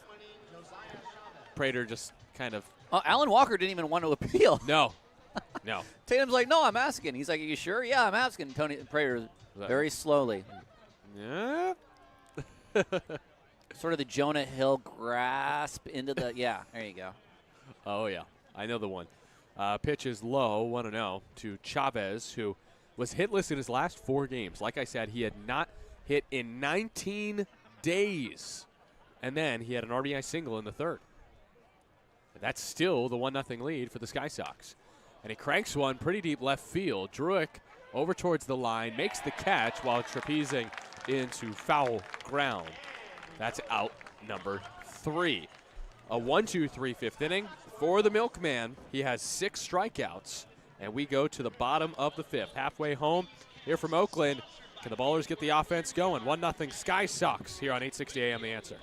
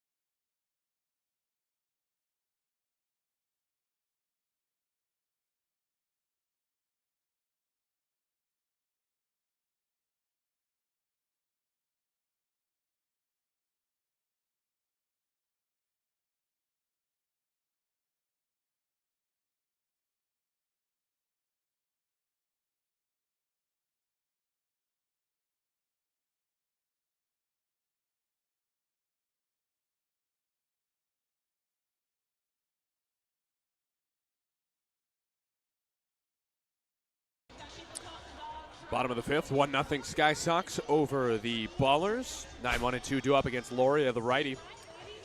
It is still the question on the answer. We asked, what's the best birthday gift you've been given? Mass Spectrician chimes in with, I got an awesome electric bike that I ride every day a couple years ago. I believe you could also get an electric bike for free if you come to Winning Wednesdays every once in a while. At least that happened this Wednesday. We already read Anthony Jones's 1-week trip to San Francisco. Urhaj says, cards my children have made me. Oh, that's really sweet. That's a good answer. Helicopter trip over Sedona, Arizona from Paul. All right. Carl O'Connor also asked, I just found my mom kept everything I ever made from kindergarten on from art class. What do I do with it? As Buggs squares around to maybe bunt for a hit and then pulls back at a called strike 1 on the outer half. A generous call, no doubt. 0-1. Buggs struck out swinging his first time against Loria. Don't worry, Carl, I've got a solution for you. Pitch is low, 1-1. I'd say, Carl, you should probably just try to auction that off. I'm sure you were an amazing artist as a child. And who knows, maybe your stuff will be in museums one day. 1-1. Boggs squares, tries to bunt for a hit, but places it foul off to the left side. 1-2. Ian said that his dad let me steal his car and go on a national parks road trip with friends after high school graduation. Now, Ian? Let you steal. Are you really stealing at that point, or is it a sort of a, maybe it's one of these under the table things? I don't need to know. The car will be missing, you know. If you stole it, I wouldn't notice. 1-2 to Buggs. And he checks his swing, or does he? Yes, says Tony Prater, 2-2. Quint Landis is not going to like that. He did shoot an extra look down there at first to Tony Prater, who rung him up on a check swing in the top of this inning. It's the bottom of the 5th, 1-0 Ballers trail. Buggs takes low, 3-2. Buggs 1 for 6 so far in the series with his 2-run homer yesterday. A 46-degree moonshot to left field. Payoff outside. That's a great at-bat from Buggs. Did you see the recognition from Buggs there? He watched that break down and away. The shoulders started to go, but the elbows stayed back. Loria at 82 pitches. That's his 3rd walk. Now, Christian Hall, his former teammate, is coming over to have a word with him. This will count as a meeting, by the way. And, again, an interesting time to waste a meeting. That's 3 now. Yeah. which means they only have 2 remaining. I wonder if that's Hall warning him about bugs. It 100% is, and I'm sure maybe even tendencies. Yeah. So that's smart by Christian Hall. Now, does Daryl Buggs try a steal here? The Ballers leader in steals with 18. Loria gives him a look. Facing Cobb. Loria, long pause. Goes with 7 on the timer and misses low, 1-0. I think you have to. You're down 1-0. You have 1 hit. It's the bottom of the 5th. You have to push the envelope at this point. Yeah. And notice there, Loria had a long hold before going home. And perhaps that's kind of what Hall was telling him to do. Next pitch outside, 2-0. Now does it change now that the count is 2-0? Are you doing it now at the expense of the at-bat? That's the question now. I would say Loria's just walked Buggs. Do you bank on maybe another walk here? Cobb is 1 for 2 today and has the lone hit against Loria. A throw to first, and Buggs is safe. He had the lean. And both James and Daryl are asking for a balk. Huh. It's not being granted, that's for sure. Runner on first is Buggs. He's the tying run. 1-0 game in the bottom of the 5th. Loria, quick pitches. He never came set. That's a balk. Yep. Absolutely. The second balk of the series. That was so funny because James Harris and Daryl Buggs had both just asked for a balk to be called. And then what does Loria do immediately the next pitch? He blatantly balks. We could all see it. Martinez the other day never came set in a similar situation. Yeah. That was, I believe, a balk with 2 on. I might be imagining that. No, he balked Allgaier to second. That was in the 6th. 2-0. Cobb takes, breaking ball off the dish, 3-0. Cobb on a 6-game hit streak. That kind of snuck up on me. I forgot he was even on a hit streak entering this series, but he did get hits in the last 3 games of the Glacier Series. Now hits in the first 3 games of this series. Crowd chanting ball 4, 3 on the timer. Loria delivers. It is inside. It is a strike, 3-1. That just caught the high inside corner on Cobb, who, again, has the Ballers' only hit today, but with 1 swing, could tie it or give the Ballers the lead here in the 5th. 3-1. Cobb takes, strike 2 on the outside corner. He started towards first. It's the correct call, though, by Alan Walker. That was a well-placed pitch. Is that maybe more of a sell there from Cobb than anything? And that's what, I've seen that recently. I think it might have been the Sky Sox who did that the other day. Oh, no, I know what it was. The Sky Sox did do it. It was the catcher faking a throw to third to see if he could get the called third strike. Payoff pitch. Buggs starts, goes to third. Cobb swings and fouls it off. But that's what you have to do. It's 3-2. So Buggs trying to take third while Cobb had to protect on 3-2. Of course, you run the risk of a double play on a ball hit in the air if you try to take third here. Buggs at second, held on by Moody, the second baseman. Loria looks his way. Another payoff pitch. Cobb hits it back up the middle. It sneaks through into center. Buggs will score easily. And Tremaine Cobb Jr. ties the game on Oakland's second hit. His second hit. It's 1-1 in the 5th. A walk, a balk, a base hit. That's a burning hot rally compared to these last 19 innings. With Buggs' speed, he easily scores. Ray King is out. No, that's Dimitri. This might be it. Oh, you're right. It is Dimitri Young. The manager for the Colorado Springs Sky Sox surprisingly pulls his pitcher in the 5th. I say surprisingly because the starters for this series have gone easily past 5 in both games thus far. But in a tight game, Colorado Springs goes to the bullpen here in the bottom of the 5th. New pitcher when you return on 860 AM The Answer.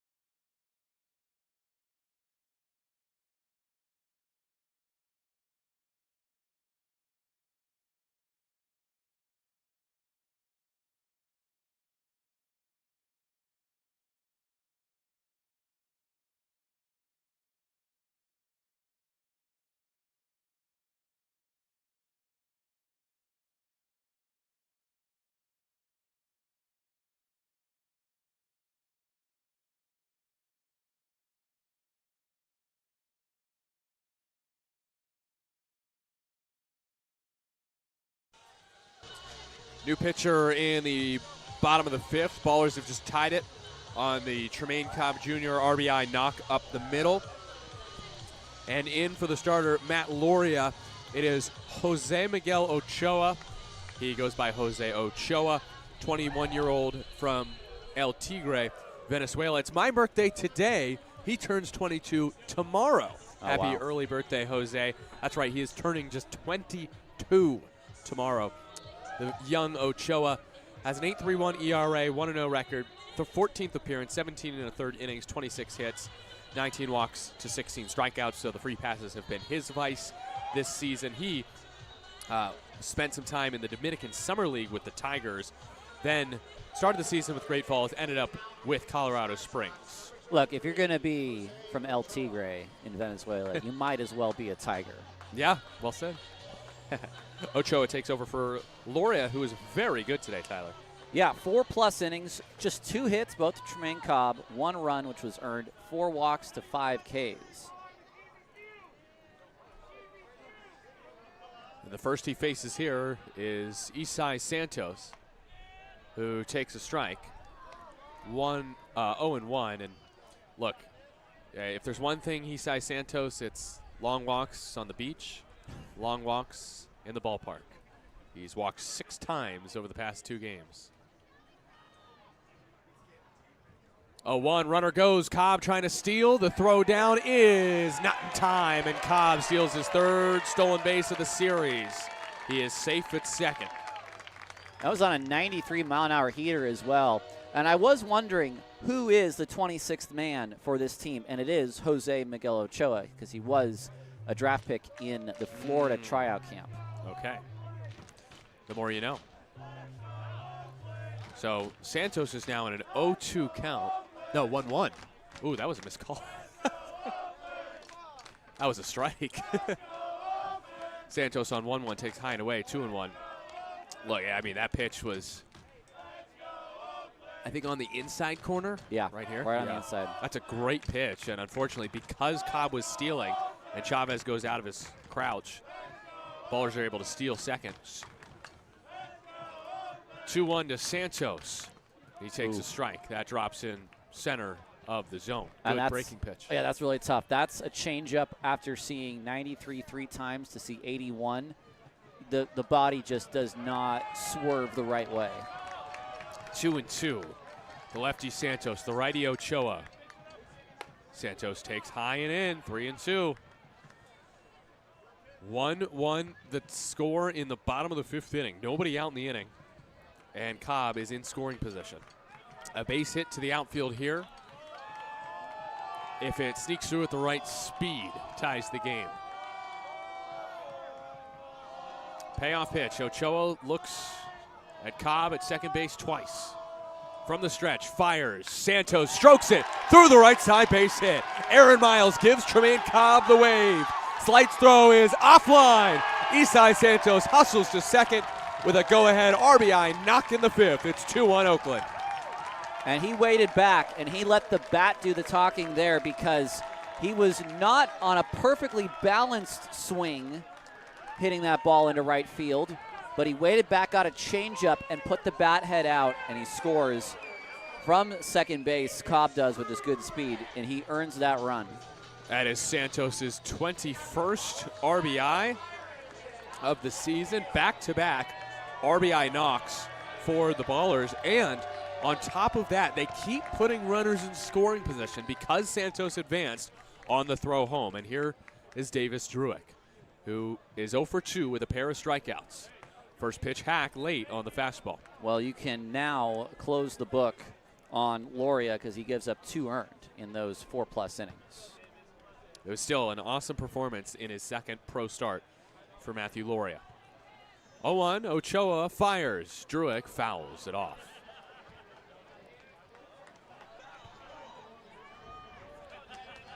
Davis Druick, who has been so good this season, the team's best hitter in the first half, got hurt, came back with a boom with a homer here against Rocky Mountain in that final series of the first half. Then started this series with a 4 RBI game. Since then is 0 for 7 with 6 Ks. 0-2 from Ochoa. Druick takes in the dirt, 1-2. Santos does not advance to third base. 2-1 Ballers lead in the bottom of the fifth. Nobody out. Still getting out hit, but with 2 hits in the inning, if you have the lead and all you have in the game to show for it is 3 singles, you take it. And that's how I think we felt last night, Tyler, with the Ballers losing Yes. by 1 despite being out hit by like 7 or 8, actually. It was 8, I think. 1-2. Druick drops to a knee and strikes out for the 3rd time today and the 7th time in the past 2 games. Just been a little rough stretch for Druick, but hey, you'd rather it be now than in September. Or in the first half. That's true, yeah. Yeah. Ballers, the first half champions, much in part to Druick's success at the plate. Here is Daniel Harris IV. After the first out of the inning is a strikeout for Ochoa. RBI single for Santos. He's on second after advancing on the throw home. Now it's Harris, who is 0 for 2. Reached on an error his first time up. First pitch. Harris takes outside. That's a strike. 0-1. Ballers leading 2-1. 1 out. Bottom of the 5th inning. The series between the Sky Sox and the Ballers tied at a game apiece. 0-1, righty-righty battle. Ochoa looks at Santos, who steals third, and Harris clocks it on a line to right field. It is over the head of Slight. Santos will score easily. Harris coasts into second and yells. He is so energized by that opposite field RBI double. You can just feel the twinge of excitement in Danny Harris's subconscious right now with that swing. He needed that, you could tell. We almost had a little Jose Uribe at third base there, too, because Santos had already touched third and then had to touch set third going back and then had to turn around again once that ball was over the head of the right fielder. Santos was running back actively towards second base and then saw that the ball was down over the head of Slight. That ball pulverized at 100 off the bat. 309 feet to right field, Danny Harris, who hit an opposite field homer earlier this season at Raimondi. Now it's Christian Almanza. He swings and fouls it off to the left, out of play. You could tell that double not only energized Danny at second base, it put a charge into this crowd.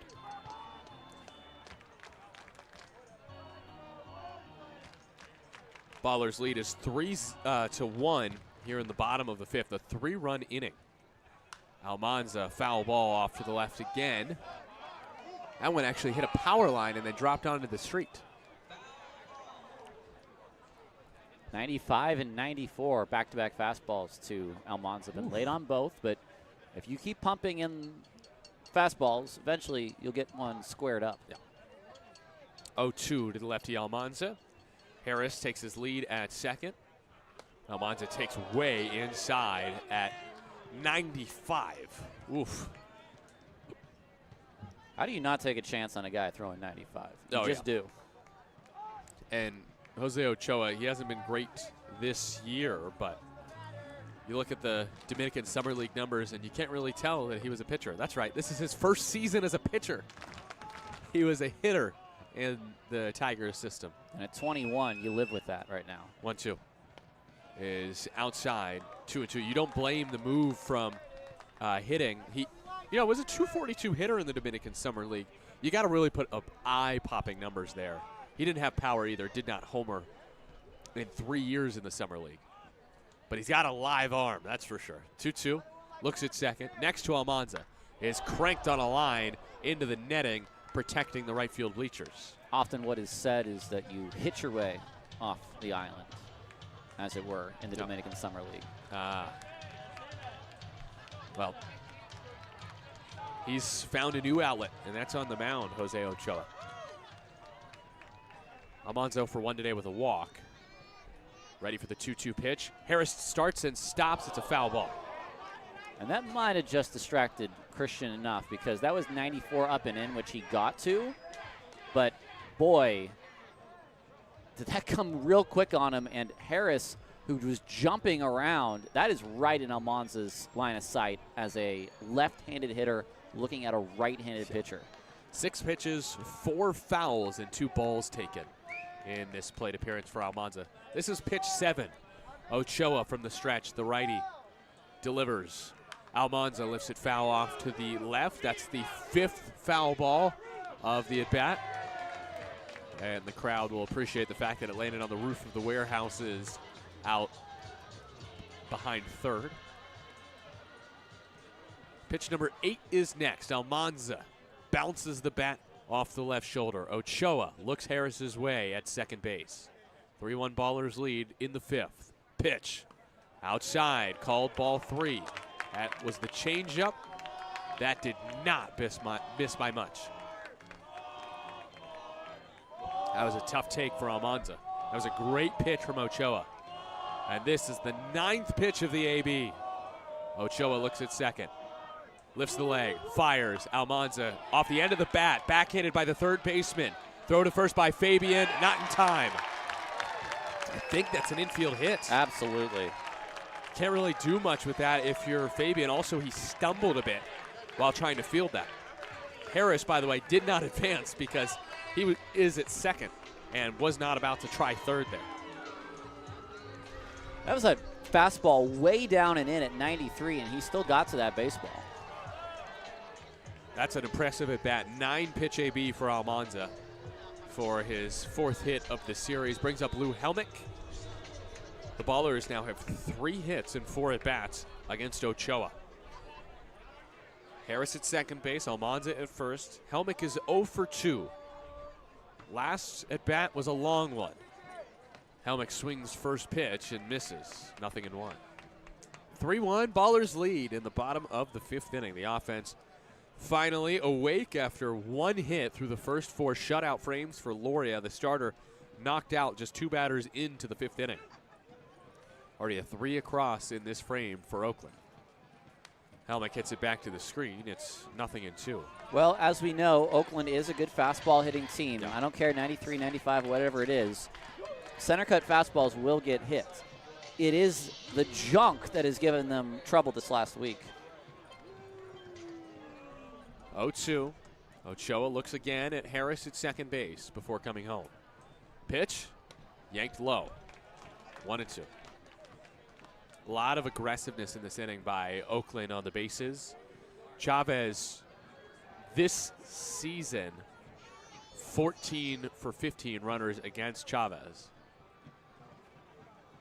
Oakland has taken advantage of the backup catcher. And Harris runs, and Helmick swats a high fly ball into short right field. Slight is in, and Harris has plenty of time to get back to second base on the fly out by Lou. That was pulverized into the air by Helmick. 98 off the bat, but the launch angle was 55 degrees.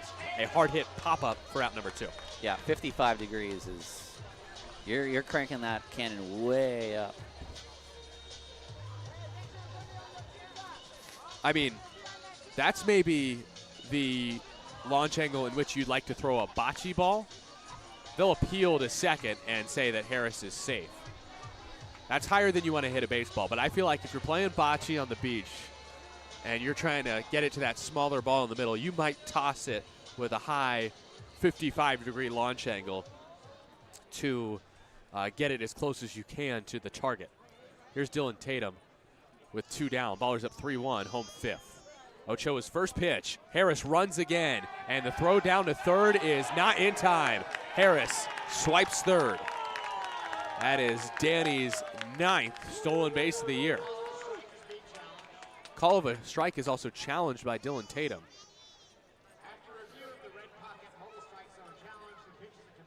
It's a confirmed strike at the bottom of the zone. So it's 0-1 on Tatum.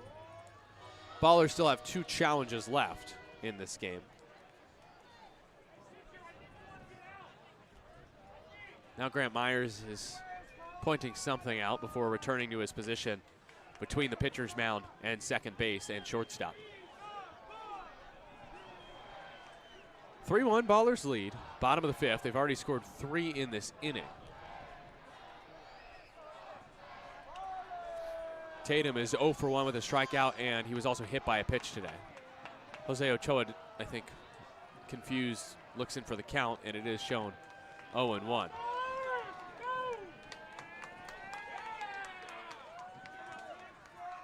Pitch to Tatum is flown foul, 0-2.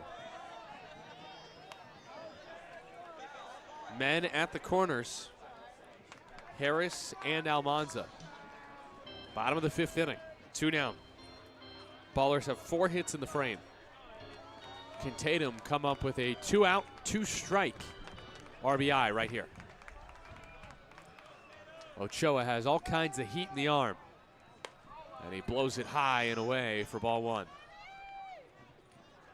No chase from Tatum. It's 1-2. Tatum in the series with just 1 hit. He's 1 for 7.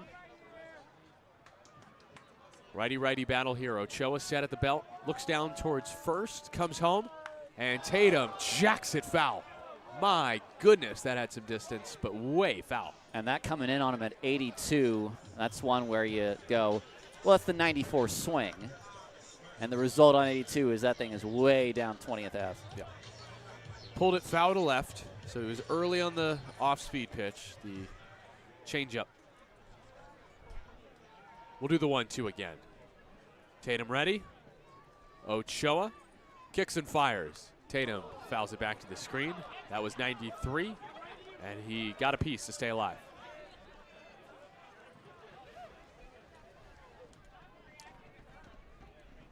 Men at first and third for Oakland with 2 outs in the bottom of the 5th inning. Bugs, Cobb, and Santos have all scored this inning. Harris is at third, Almanza at first. Tatum is the 8th batter of the inning.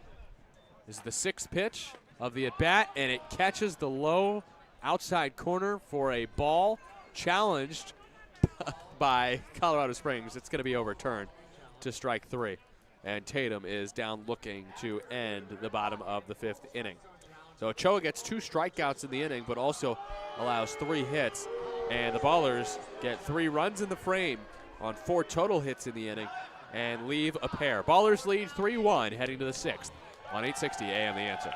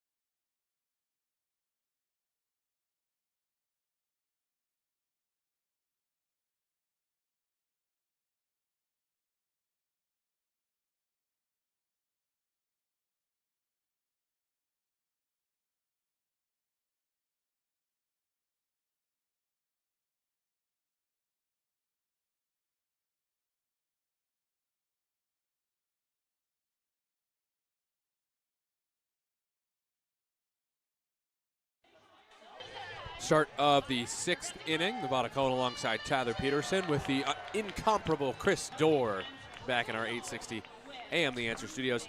Thank you for tuning in on this Thursday night. Thank you all for the birthday wishes as well.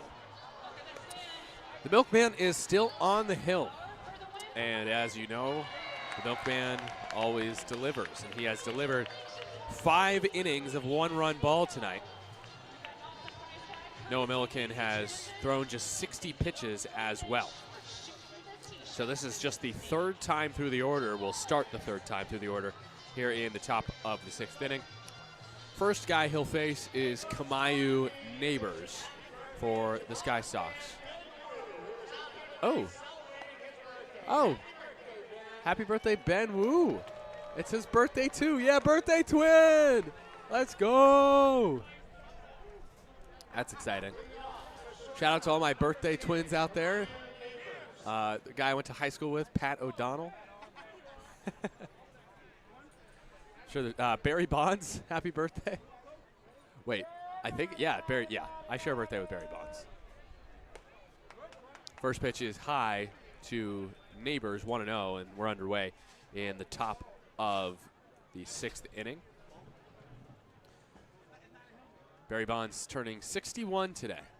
1-0 pitch is grounded to first. Backhand by Almanza. He smothers it and taps the square himself for out number 1.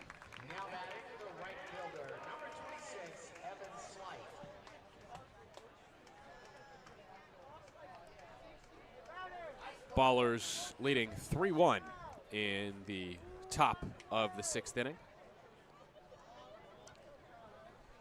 Here's Evan Slight, who is 0 for 11 in the series. Now, Booney, you're going to have to help me with this one. Oh, no. Slight to right field. It is high. It is far. It is caught at the wall by Santos. Slight absolutely clocked that ball. 101 off the bat. 331 feet, but just not quite out of here. So it's just a loud out. Brings up Roberts. So I noticed Slight yesterday put up an 0 for 4 according to the stats, even though he had reached on a catcher's interference. Does that not count against your average? It does not. Okay. Thank you. First pitch is a strike on the outside to Roberts. 0-1. I guess that would make sense. Why would you punish a hitter for a catcher's interference call? 0-1 is a strike, bottom of the zone, 0-2.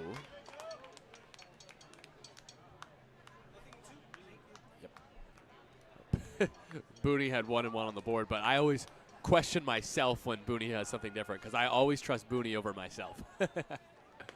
0-2 is outside, 1-2. So there was going to be a ball anyways in the count. Roberts today is 1 for 2 with a strikeout and has now a 4-game hit streak in which he's driven in 5 runs. Little tapper foul of third, 1-2.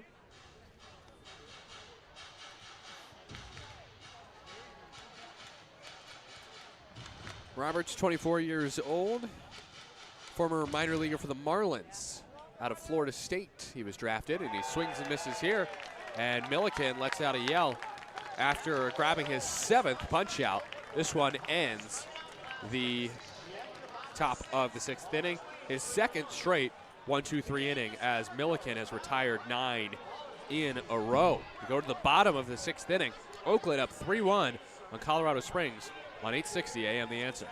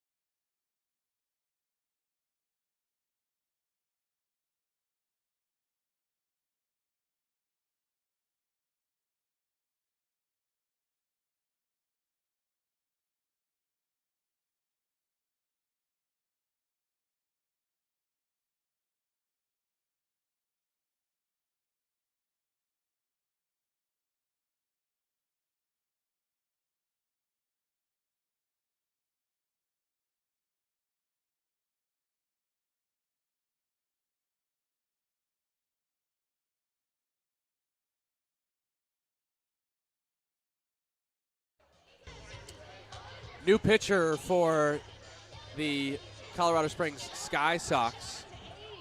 This is Adam Weibert entering for the Sky Sox. It's a 3-1 lead for the Ballers here in the bottom of the 6th inning. I now realize I need to edit the play-by-play here because after Cobb singled, Yes. Loria exited for Ochoa. Ah, yes. And I forgot to put that in the score system, so just going to make a quick fix there. That should fix everything. And now before Leahy, we have another pitching change. It is Adam Weibert, the righty from Hubbard, Ohio, who has not pitched since Sunday at Boise. 10.47 ERA this season for Weibert. His 20th appearance, he's got a 2-1 record, 16 1/3 innings, 20 hits, 20 walks, 25 Ks. Weibert, the righty, faces the righty Leahy and gets a swing and a miss. 0-1. Ochoa in inning 3 hits, a run which was earned, no walks, and 2 strikeouts. The line doesn't look too bad for Ochoa. 0-1. As Leahy hits it out of play to the right, 0-2. And Ochoa really wasn't bad. He got the 2 strikeouts, but he did give up the 3 hits and allowed his 1 inherited runner to score. So it also wasn't the shutdown inning that Ochoa was hoping for. And now it is Weibert who gave up 3 hits and 3 earned runs on Sunday at Boise. 0-2 to Leahy, fouled off again. You want a silver lining on a dark cloud, I guess, for his ERA will go down. Yeah. I think that's Is that really looking glass half full? more regression to the mean for for the Colorado Springs Sky Sox, who, has to be said, have not pitched well this season. Pitches high, 1-2. It is a pretty poor 12.2 ERA for the Sky Sox this year. And to be fair, Most of that was Owls runs. yes, those were, the Sky Sox are pitching really well. 1-2 is near the outside corner. Called a ball, 2-2 on Leahy. I think that was just a shade off the Did plate. not miss by. It would be a pitcher's strike. And that's one that Alan Walker could have given Weibert. 2-2 is next, and Leahy fights it off. 6 pitches in the at-bat to start Weibert's day. Leahy has been cold to start the series, 0 for his first 6, but did hit one pretty sharply to center field in the 4th inning.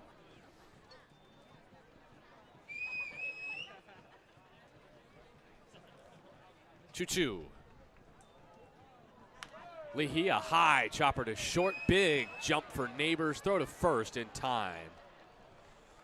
Neighbors has played a stupendous middle infield so far for Colorado Springs in the series. He has been money defensively. 1 out. Here is Darryl Buggs the second in the bottom of the 6th with the Ballers leading 3-1.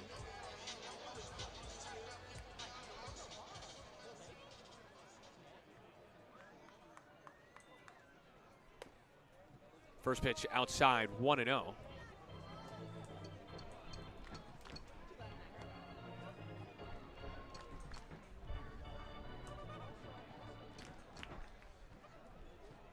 Buggs in this game, 0 for 1 with a strikeout and a walk. Next pitch is a strike, 1-1. Buggs yesterday hit a home run that towered higher than even the giant sandstone buttes of Monument Valley, as that's fouled back by Buggs. 1-2. It was a high arcing blast, 46-degree launch angle.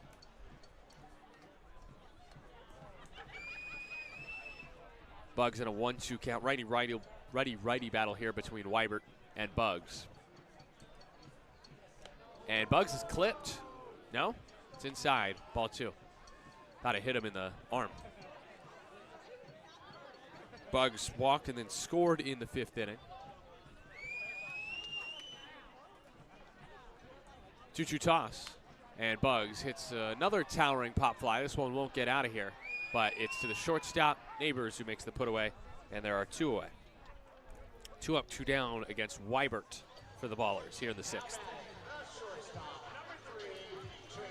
Brings up the Ballers shortstop, Tremaine Cobb Jr. here in the bottom of the 6th inning. 3-1 Ballers lead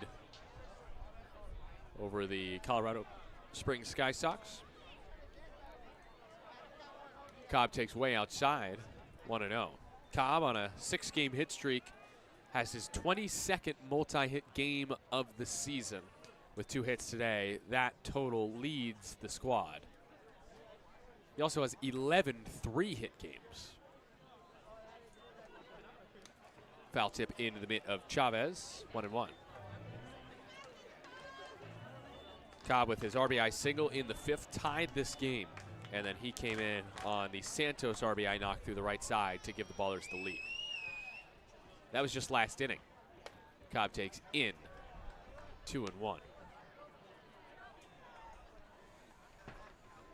Cobb played in the MLB Draft League last year with the Frederick Keys. He is one of many players here in this series who played in the Draft League. 2-1 is outside, 3-1 as Colorado Springs has at least one guy that played for the Mahoning Valley Scrappers of the Draft League, which was coached by Dimitri Young.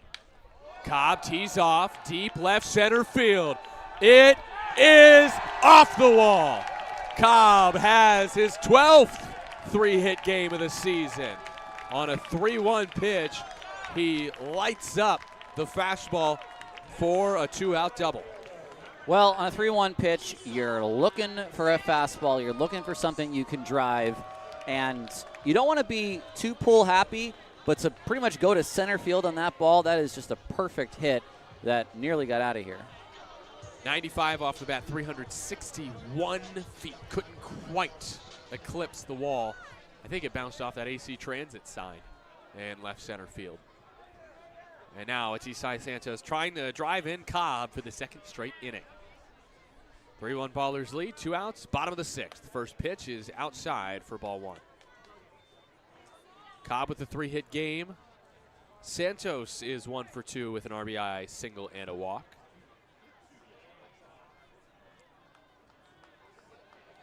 One 1-0 is next. Santos takes outside 2-0. Again, Weibert, the issue for him this season has been the walks. 20 through 16 1/3 innings. And Santos already has walked once today. The 2-0 pitch. Looking towards second is Weibert. He looks again and goes home. And Santos clocks it. Right field deep, but at slight. And that is out number 3. Tremaine Cobb Jr. with his 3rd hit of the game, a 2-out double. And he is left at second here in the bottom of the 6th. The Ballers still lead 3-1 heading to the 7th on 860 AM. The Answer.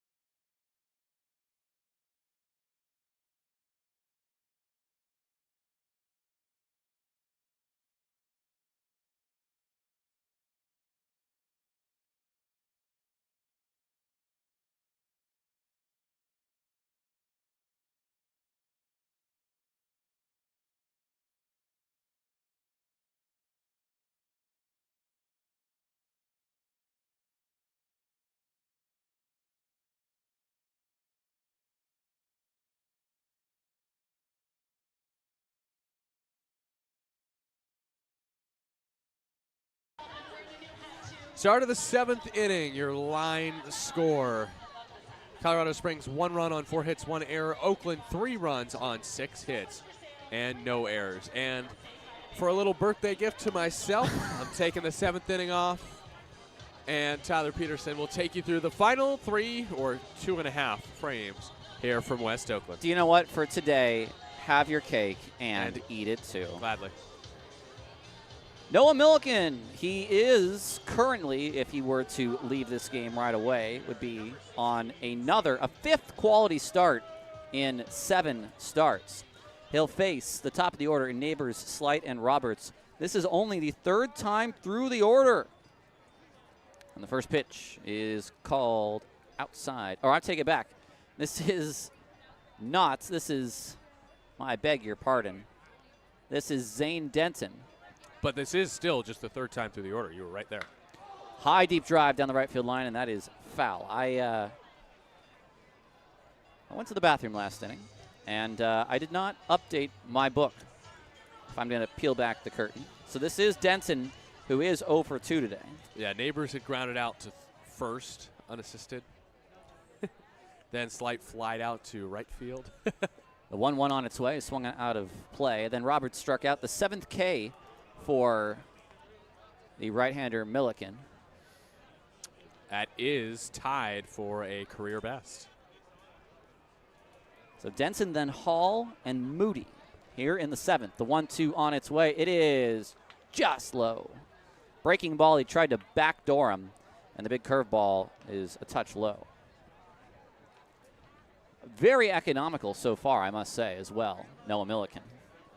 He's set from the stretch, and now the 2-2 is swung on and missed. And there it is, a career-high 8 strikeouts for Noah Milliken. On a devastating pitch as well. That is the changeup off the plate, low and outside, tucked away by the milkman who always delivers.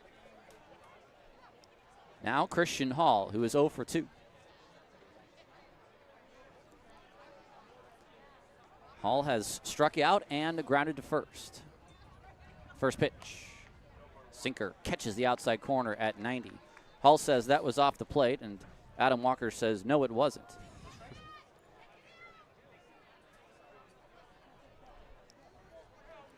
Now the 0-1. Swing and a foul into the glove. It's 0-2. Back-to-back sinkers to Hall. Now do you go with the circle change soft and away? Milliken set. On pitch 76, here it comes. It is a sinker just off the plate. And I mean just off the plate. It's 1-2.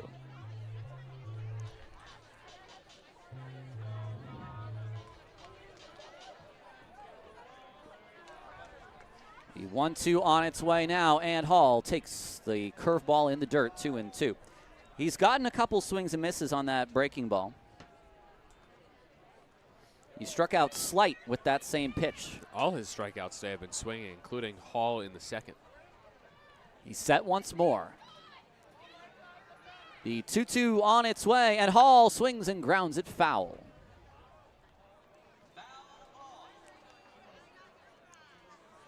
One out here in the 7th. Ballers up by 2. It's 3-1. Bases are empty.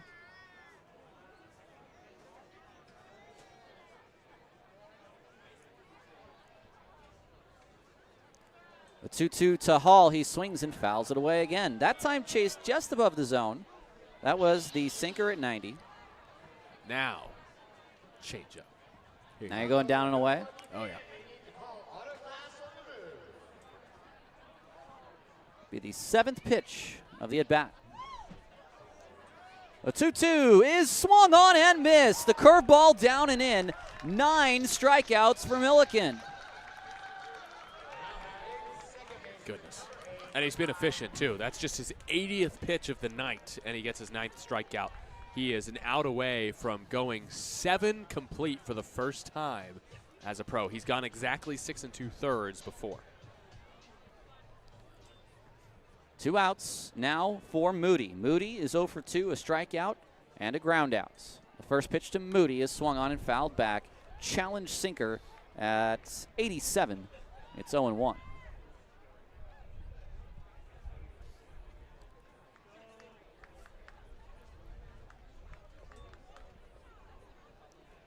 He's set from the stretch.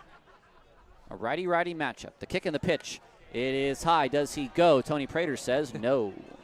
I love Dylan Tatum's nod right there as he points to first. He's like, yep, come on, give me it.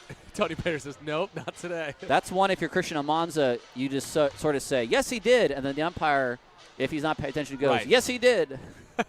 Are you recommending that he Pavlov him? 1-1 the count to Moody. A big swing and a foul ball back to the screen. It's 1-2. Ring the bell. You can ring my bell. We've had some good R&B, some soft tones today yeah. on Vogue Night and Yeah. Vogue Night. 1-2 the count. 2 Ks in the inning. 3 straight batters have struck out. Milliken's 1-2 to Moody is strike 3 called on the high outside corner. And boy, is Milliken pumped up as he walks off the mound. A career high 7 innings, a career high 10 strikeouts, and we will stretch. Ballers lead 3-1 on 860 AM. The Answer.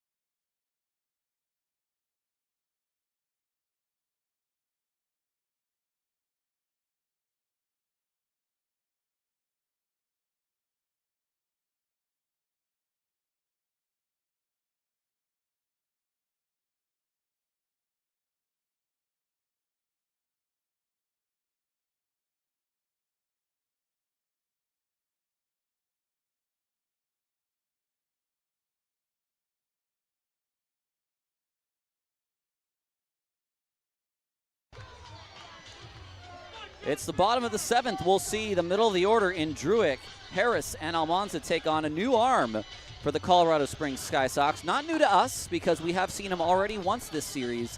It's the right-hander, Danny Fox. 17 appearances, 1 start, a ERA of 14.10. No record. He's struck out 22 in 22 innings, but has walked 27 as well. He had a clean appearance on Tuesday, albeit a very short one. He faced one batter and struck him out. That was Danny Harris. And Fox takes over for Adam Weibert, who pitched just 1 inning, and Weibert allowed just 1 hit, no runs. He stranded Tremaine Cobb Jr., who doubled off of him with 2 outs in the inning.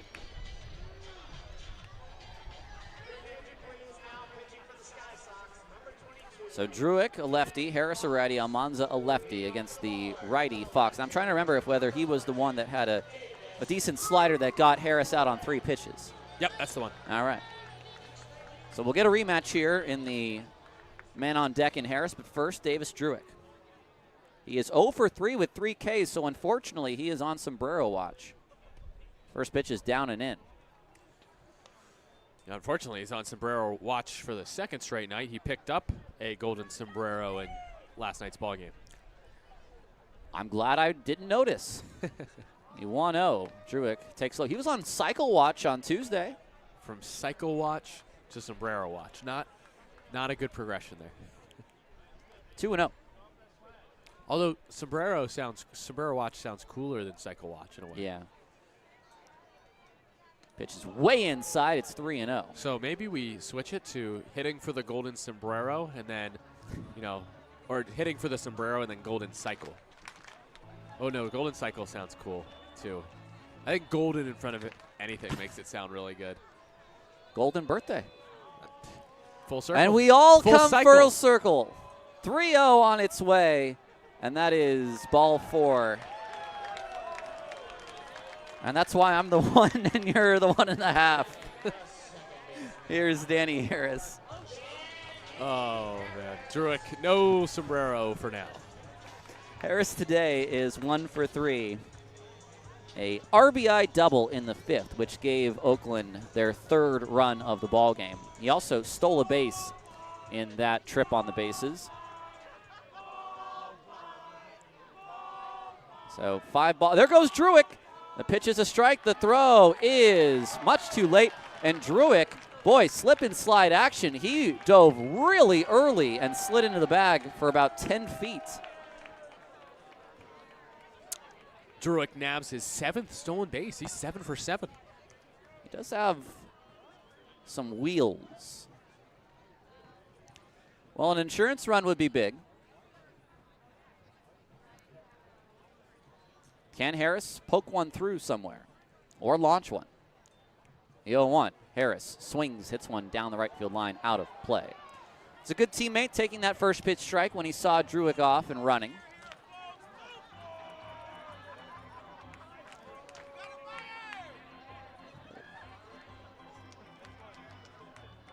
(3-1) Oakland here in the bottom of the 7th. It's an 0-2 to Danny Harris. Will Fox try to slide a slider past him again? The kick and the pitch, it is a slider, and Harris just gets the bat head to it. That looked like it was going to end up way off the plate. It was maybe 2 balls off, and Harris, I think, maybe let go of the backhand early to get a little bit more length in that swing to stay alive. Yeah, he needed a paddle, not a baseball bat, to barrel that one up. The Jackets are on here in the 7th. Chill in the air. The 0-2, Harris, look out, fastball up and in. Crowd doesn't like it. At 88, it still has some hum to it, but a little bit more time to get out of the way.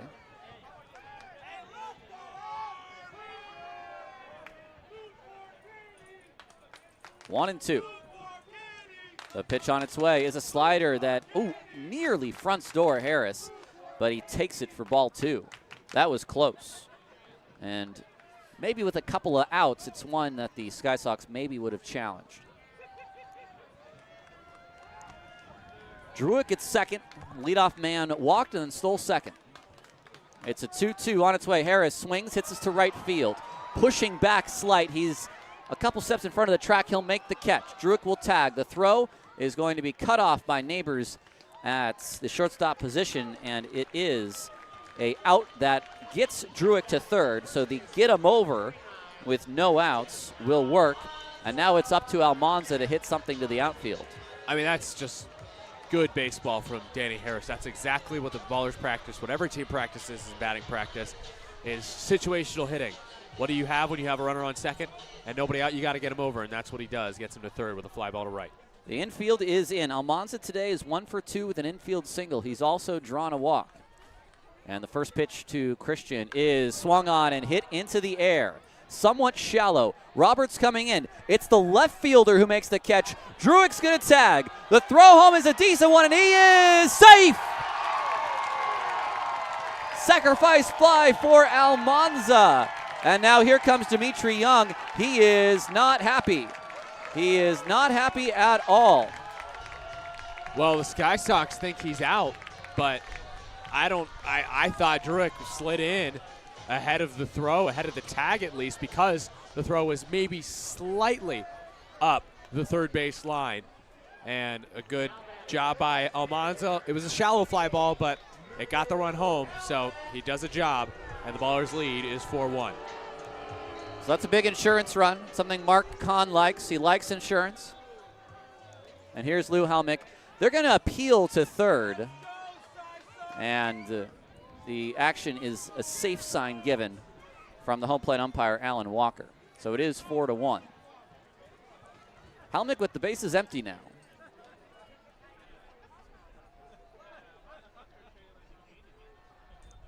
First pitch, Helmick takes a strike. Lou is 0 for 3. Boy, really challenging the arm of Landis, who is a catcher. A strong arm in left. The 0-1. Slider is down low.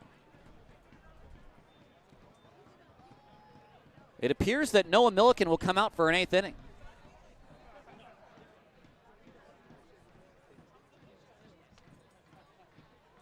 Now the pitch from Fox. It's down and away. No baller has ever completed 9 in a game. And if he can have an 8th that's, let's say, 12 pitches or less, 12 pitches or fewer. Thank you. Yeah, he just has to be sub 100 to give him a chance. And then it'll be batter by batter, probably. Helmick swings and misses. It's 2-2. I think 82, 83 right now is the pitch count for Milliken.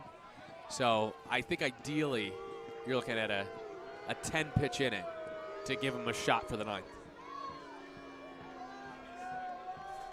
I think maybe even 15 will give him a shot batter by batter.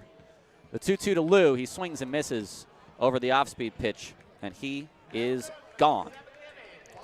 A sacrifice fly by Christian Almanza gives him a padded team lead as his 64th RBI comes in on the slide by Davis Druick into home. 4-1 Oakland on 860 AM, The Answer.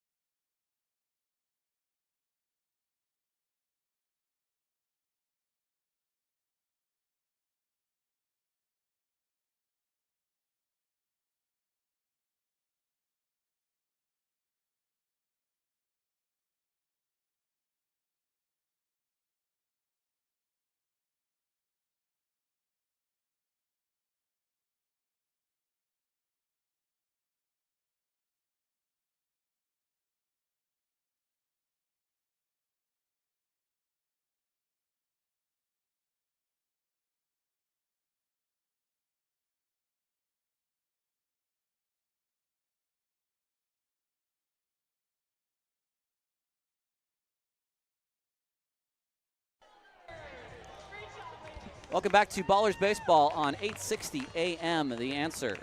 Noah Milliken into an 8th inning of work. He'll face Landis, Fabian, and Chavez. And he is, as we said, in a position where if he can have a quick eighth, he may come out for the ninth, which is something no baller has ever done.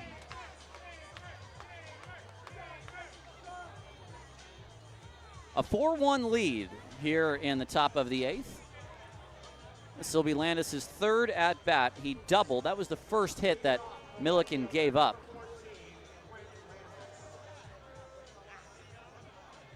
All right, so 84 for Milliken. I was one away. Okay.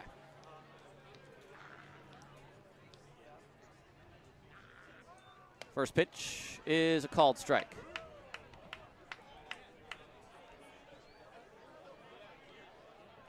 Landis struck out in the fifth. No, Milliken has struck out 10 batters tonight. The 0-1 slider is down and away. It's 0-2. Excuse me, it's 1-1.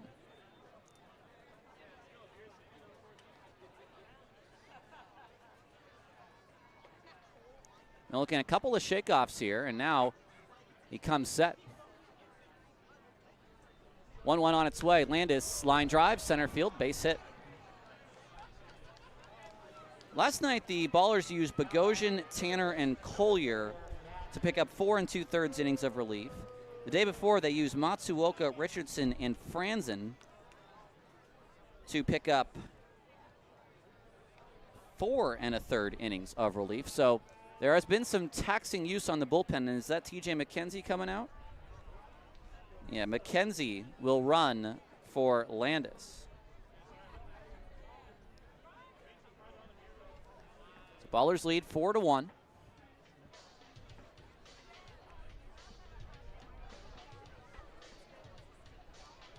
McKenzie may just stay in this game after this because Landis is the left fielder. So we'll see whether or not he comes out in the next inning. So here's Fabian. Leahy in at third.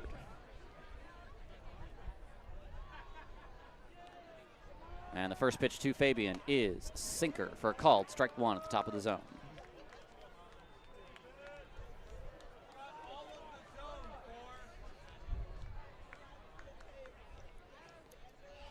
Milliken is set. Decent lead from McKenzie at first. And the pitch to Fabian is a sinker down and in. Connor Sullivan is warming in the Oakland bullpen. Yeah, this is it for Milliken. This will be his last inning. Unless you can turn a pair here. The pitch is a beautiful breaking ball that catches the outside corner, 1-2. I just think in this type of game, you give Sully the ninth. Milliken's pitch count at 90 already, and I don't think there's any reason to throw Milliken in the ninth. The kick and the pitch. It is swung on and missed. The check swing and the appeal. Fabian wants an appeal at first. He did, says both the umpire Alan Walker and Tony Prater. The career high builds. It's 11 strikeouts for Noah Milliken. The most any baller has struck out in his career is now Dimitri Young wants a word. Well, he's telling Alan Walker he's got to appeal, and Alan Walker says, "No, I don't have to send it down." And my first base umpire is agreeing with me. Tony Prater has his back on both of those. But yes, as you were saying, 13, I believe, the record. Luke Short, Christian Cosby. First pitch is down and away. It was fairly early on in the year last year. Was it 13 high wheelers that Cosby struck out? Yes. Yes, it was against YOLO. Here's the 1-0 pitch. It's down and low. See if I can identify that game from last year. Man, you have it in your scorebook. You got the 200-page Bob Carpenter. I got the 200-page Bob Carpenter. We're keeping all the stats. Here comes a 2-0 on its way to Chavez. Pitch is fouled back, 2-1. I think my scorebook from last season is shared with some other teams.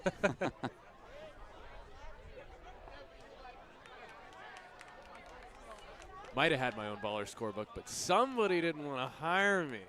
13 Ks in 5 1/3 by Cosby. Wow. Runner goes. There goes the runner, and this is just not in time. It's also a called ball. Pitch was outside. It's 3-1. Stolen base for McKenzie.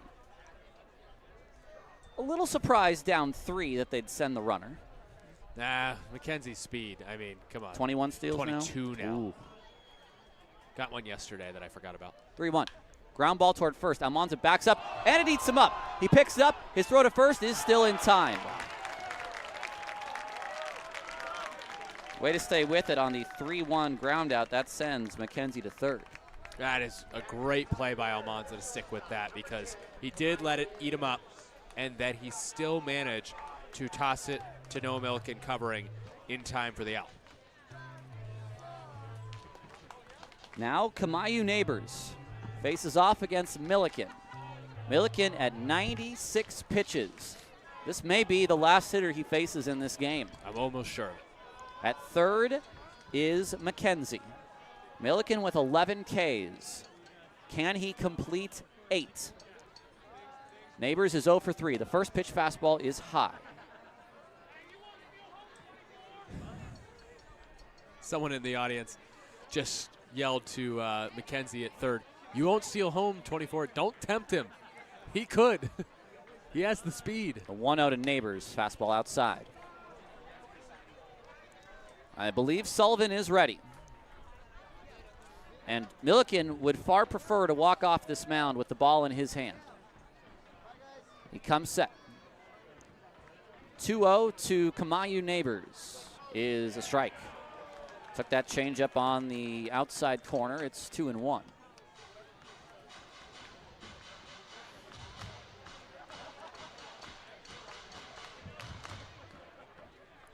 Milliken set. The pitch is a strike at the bottom of the zone. It is 2-2. Crazy to think that Noah Milliken did not become a starter until his final year at Penn. This season, he became a full-time starter. And look at what he's doing tonight. The 2-2 on its way. Half swing. It gets away from Tatum, and scoring is McKenzie. He bounced the breaking ball, and unfortunately, it's going to be a second run on the line of Milliken tonight on the wild pitch. Stings a little.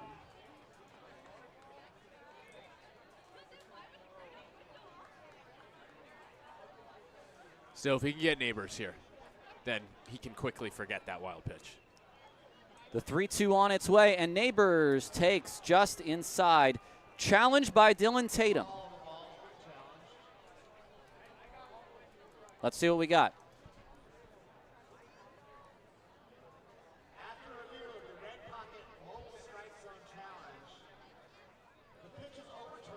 It's overturned to a strike.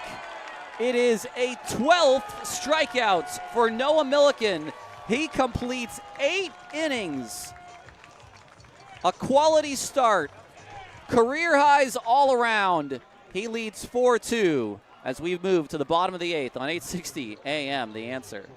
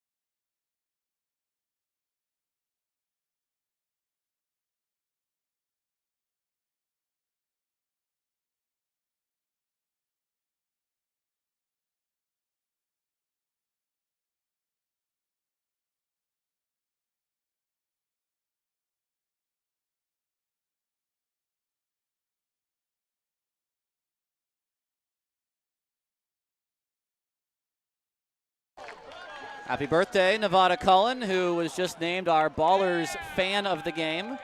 And in all fairness, he is a fan too. And we have put him to work on his birthday today. 2 cakes have been danced out to him today. 1 red velvet and 1 George Costanza. So, I just ate a cork. You mean you bit into a cork? I bit into a cork and then it dropped on the floor.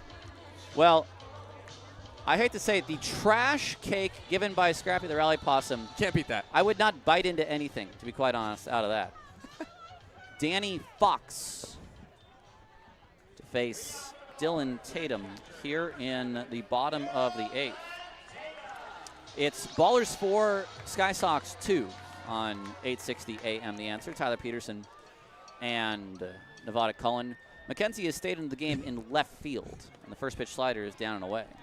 And that's what I was trying to figure out, which is why when Scrappy comes in with the trash cake and everyone's singing happy birthday to me, I didn't exactly see that coming.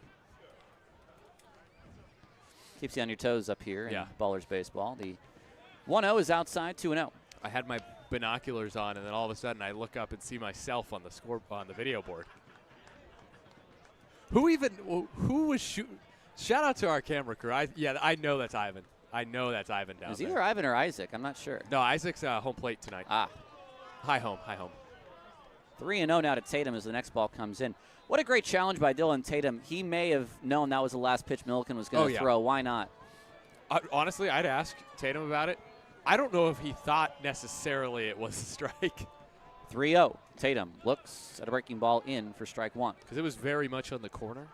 And I think he's just doing that on a borderline pitch just to try to get his pitcher out of the inning. 0 for 2 with 2 strikeouts, both looking. He also was hit by a pitch. Fox to the plate on 3-1, and he takes inside. Leadoff walk to begin the 8th. Would not be surprised to see Zach St. Pierre here. As Aaron Miles makes his way to Alan Walker to tell him exactly that. Oh, no. Cam Buford. Take it back.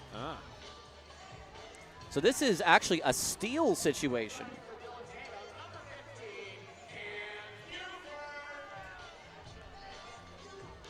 So Buford is in to swipe a base in a 2-run game. Ballers are up 4-2.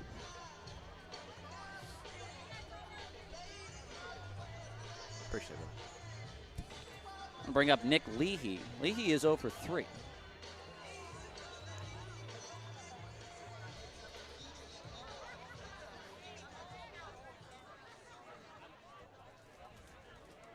So Fox with speed on the bags now. First pitch fastball is inside. Buford this year is second on the team in stolen bases. Also 10th in the league. He is just top 10 with his 17. 17 of 19. 1-0. Leahy swings. It's a high drive to left field. Back. Deep. Gone. More insurance for Oakland. 395 feet to right or left center field for Nick Leahy. And he has just made this a 6-2 ball game on his 8th of the year. He was cold. Don't get me wrong, 0 for 7 this series. And all of a sudden, bang. 394 feet later, the Ballers lead 6-2. And you know what? I say that's enough. Put Milliken back out for the 9th. Here's Bugs. Just kidding. His pitch count's too high. Yeah, Sully's standing on the hill. Just going to maintain warmth in that bullpen. Will not be a save situation. And now here's Darryl Bugs. First pitch slider is outside.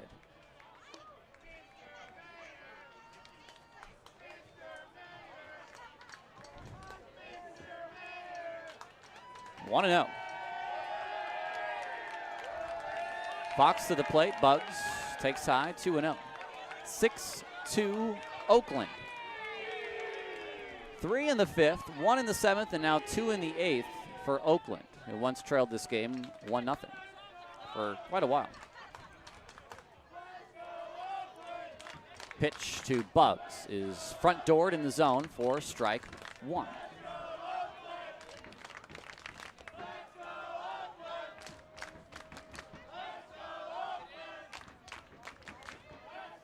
Now, if a rally were to continue a little bit longer, maybe Sullivan wouldn't come in as Bugs fouls this away. Maybe 8-2, you get someone else up, but right now it will be Sullivan in a 4-run lead. Jake Norris is warming in the pen, by the way, for the Sky Sox, just in case, since there are none out in the bottom of the 8th and already 2 runs have scored against Fox. 2-2 to Bugs. He swings, lines that into left. That's a base hit, and it could be more. Bugs is making the turn. It's picked up by McKenzie. He turns and throws, and the speed of Darryl Bugs legs out a sliding double.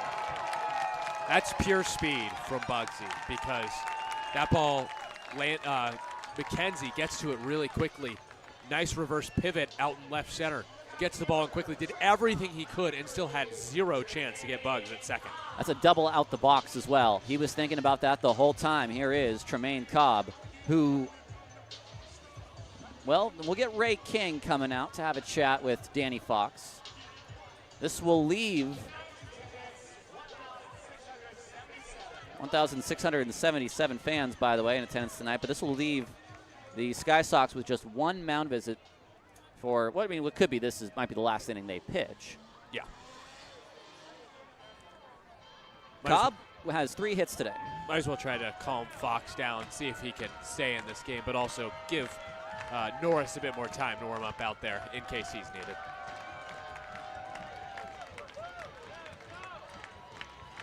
Popped out to the first baseman, did Tremaine, in his first at-bat, then singled in the 3rd, singled in the 5th, which brought in Darryl Bugs.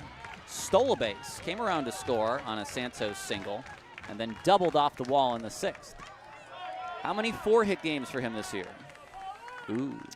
I can do a quick check on that. How many 5-hit games? 1. 1. We know that for sure. It was the first game of the year, which included a knockout round win, as the first pitch is inside. Formerly known as the Austin Davis.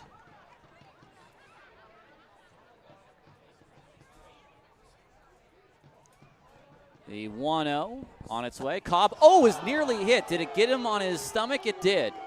That ball went right through Cobb, and it must have just sliced across the stomach for a hit by pitch. And now Dimitri Young is out. That's it for Fox. By the way, Cobb does not have a 4-hit game, only a 5-hit game. Well, 3 hits and a hit by pitch. Count it. We'll count it as a 4-hit game. We'll take a break and come back. A new pitcher in for the Sky Sox will face Isai Santos. We'll let you know who it is. We have a feeling we know who it is, but we'll take a break all the same. Ballers lead 6-2 here in the 8th.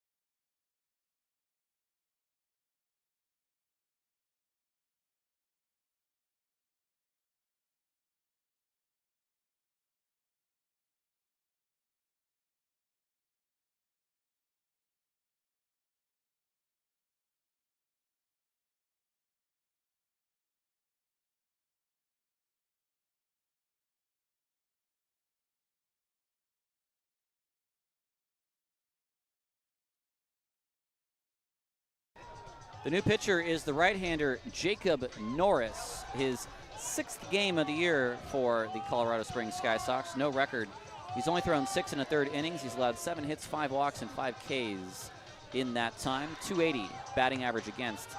In those 25 batters he's faced, he comes on for Danny Fox, who could not go the 2 innings that I think Dimitri Young was looking him to go. Yeah, a story of 2 different innings as well for Fox, who only allowed 1 run in the 7th on a run that the Ballers had to work to manufacture but then gives up the 2-run bomb to Leahy here in the 8th. So his final line, an inning, 2 hits, 3 earned runs, 2 walks, and a strikeout as Norris comes on for the Sky Sox.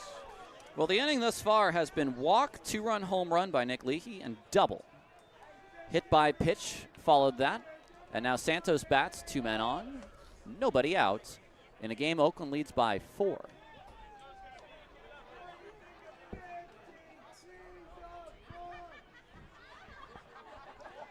The first pitch, Norris to Santos, is floating outside for ball 1. Curveball at 72. Santos today is 1 for 3. RBI single in the 5th.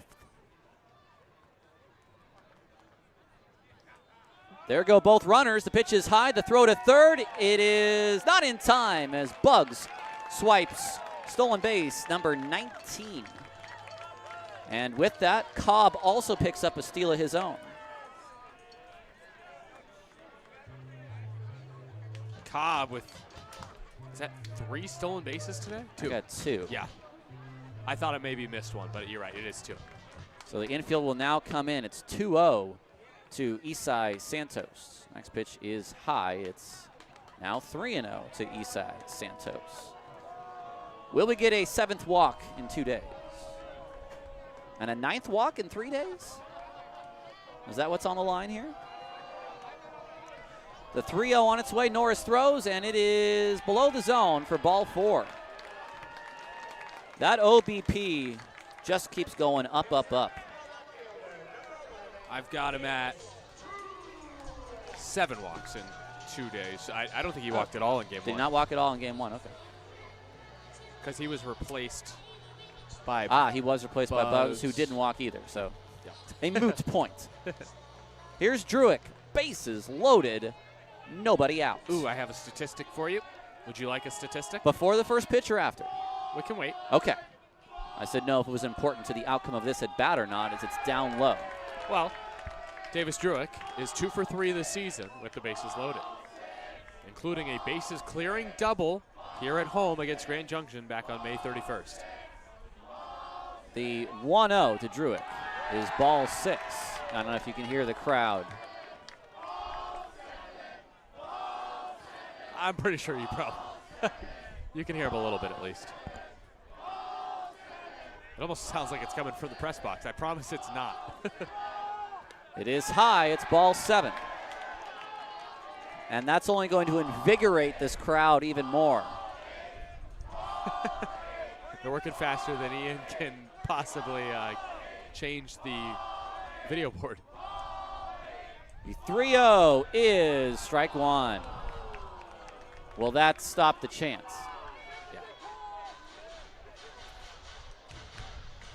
Gotta give him a cheer, though. Come on. Bugs at third, Cobb at second, Santos at first. The pitch to Druick, he will take a strike on the outer half. Changeup looked like that time. And it's a full count to Druick with the bases loaded here in the bottom of the 8th. Ballers up by 4.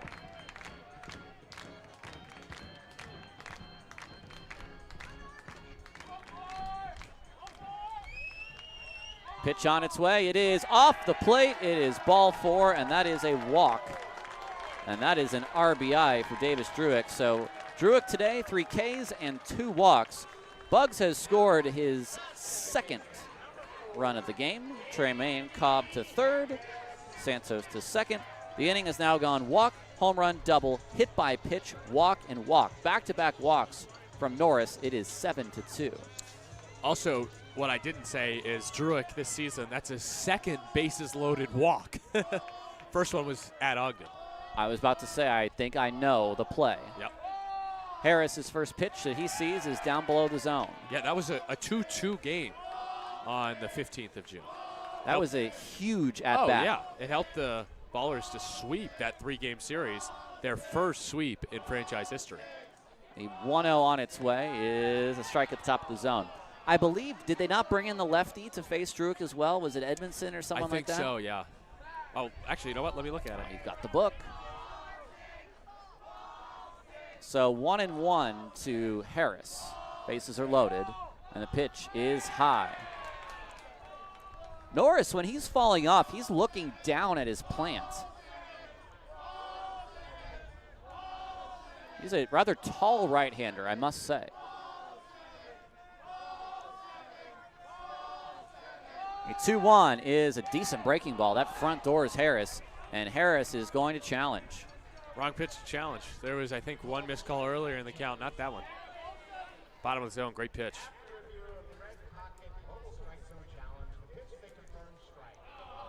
So it's 2-2 to Harris now.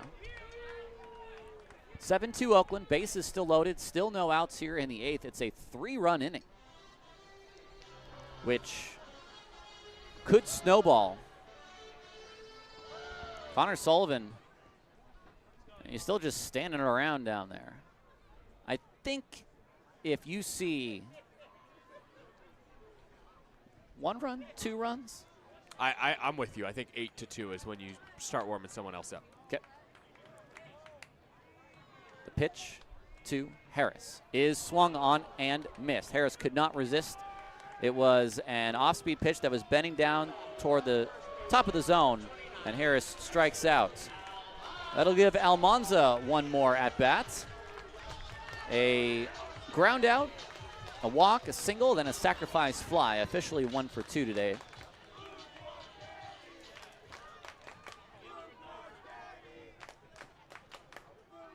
First pitch to Almanza is swung on and fouled out of play.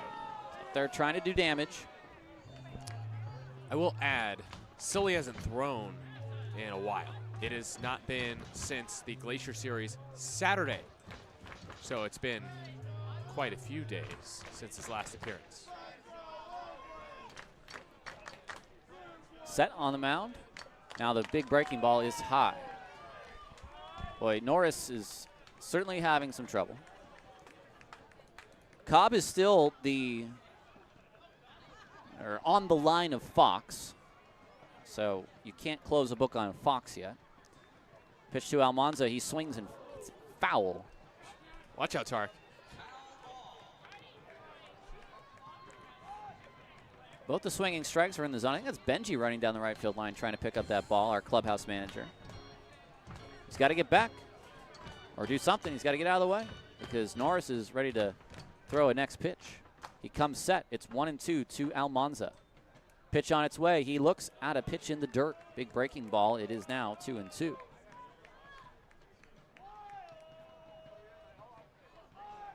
Sullivan will throw another couple pitches to maintain his warmth should Almanza hit into a double play.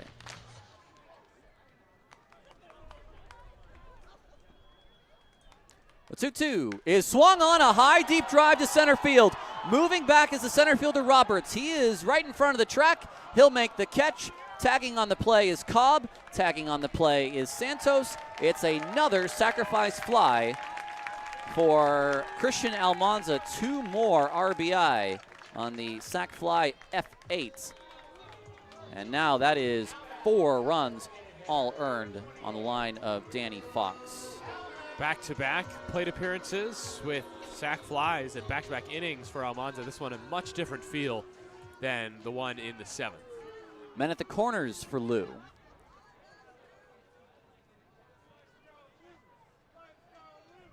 It's 8-2, and the first pitch is a fastball high and away. Now, this was a pitcher's duel at one point. It was a game which, in the 5th inning, the Sky Sox led 1-0. It was Totally different ball game now. It was 4-2 at the start of this bottom of the 8th. Yes, it was. Next pitch is called strike at the knees. It hasn't sat down Sully, who I think to your point, Nevada, he has not pitched in 5 days. Yeah, so I just want to get up some work. He is going to get work today.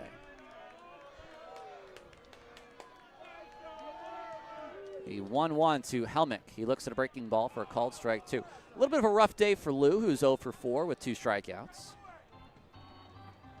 He is the 9th batter of the inning.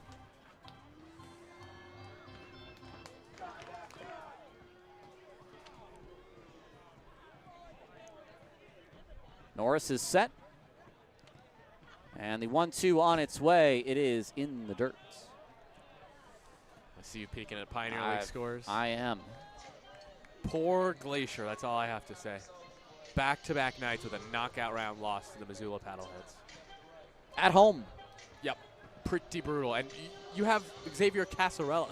You have no business losing knockout rounds. I guess the counter to that is they have Roberto Pena and Adam Fogel. Yeah, it's Fogel, I believe. It's a 2-2 to Helmick. Pitch on its way is off the plates. We go full, which means Davis Druick will get a head start from first base with 2 outs. 8-2, Oakland leads in the bottom of the 8th.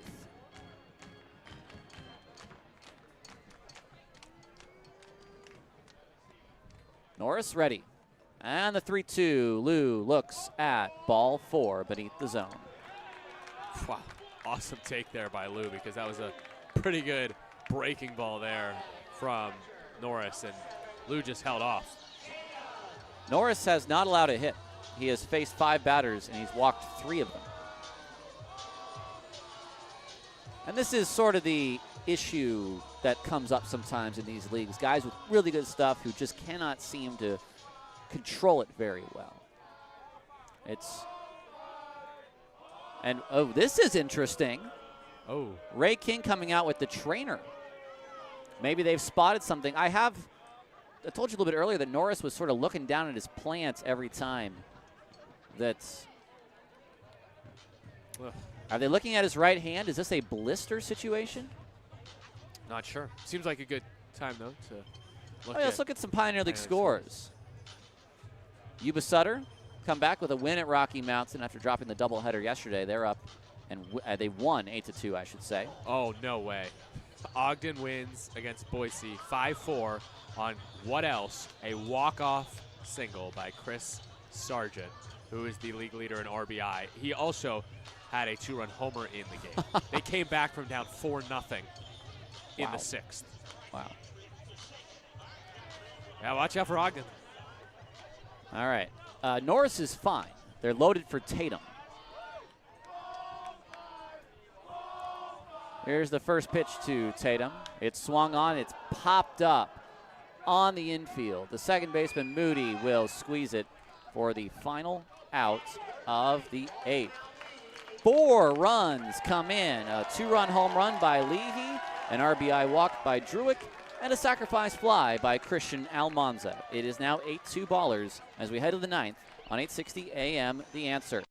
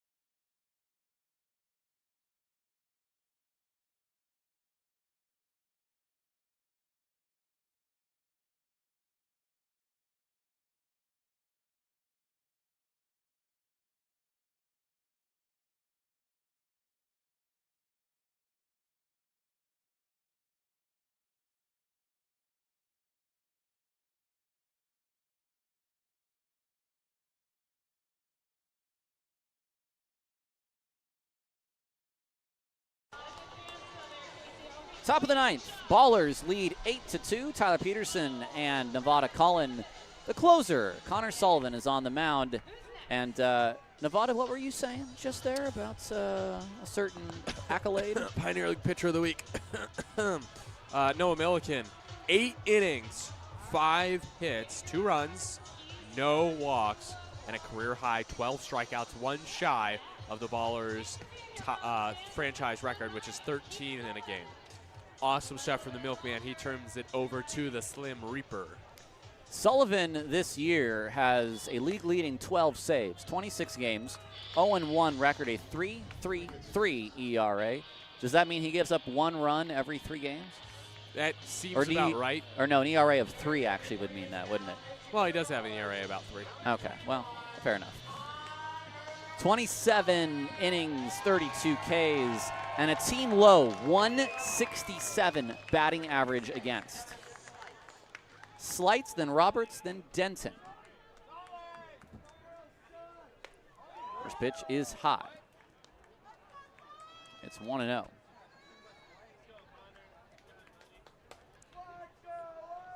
Sullivan from the windup. The 1-0 pitch is swung on, hit high and deep to center field. Bugs going back. Bugs at the track. He is out of room.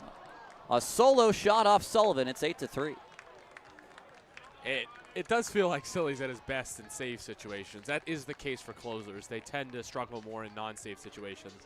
And that was a fastball on the outer half, and you just have to give slight credit who finally has his first hit of the series and his 11th bomb of the season. And it breaks that 0 for 13 he was working on. And that's got to feel good, being able to rest your head today and think, well, all right, well, at least I don't have that still breathing down my neck. Roberts swings and misses at the slider. It's 0-1.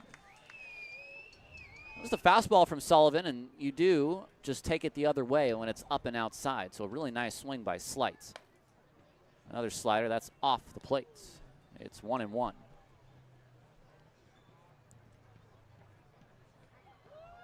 Shakeoff from Sullivan. Now he's in agreement with Tatum. The 1-1 on its way is a slider off the plate. Swung on and missed. 1-2. Also with that homer, Sully's now given up earned runs in back-to-back appearances for the first time this season. The 1-2 on its way. It is up the middle, and that is a line drive base hit to center. So 2 batters, 2 hits. A home run and then a single, and that'll bring up Zane Denton. It's easy to say, well, oh, good thing the Ballers got that insurance in the bottom of the 8th. And yes, that's true. But you know if this is a 2-run game, a different Sully takes them out. He had to really wait a while in the bullpen to even get in this game. Sullivan comes set. They're not going to hold the runner at first. The first pitch is swung on and missed. That is the changeup from Sullivan beneath the plate. 0-1 to the switch hitting Denton, who is 0 for 3 today.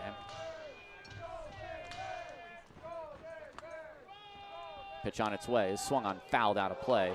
Attack Denton with the fastball, and it's 0-2.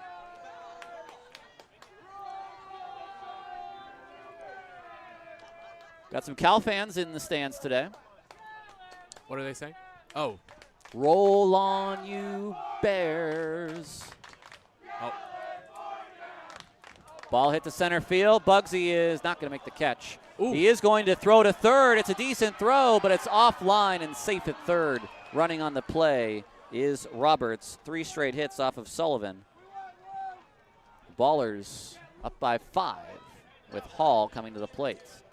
This is a nice rally all of a sudden by the Sky Sox. 3 straight hits off of Sully in the 9th. Not many teams can do this. Another hit before Jim Diedrich comes out. 2 hits away, I think, before you get the bullpen up.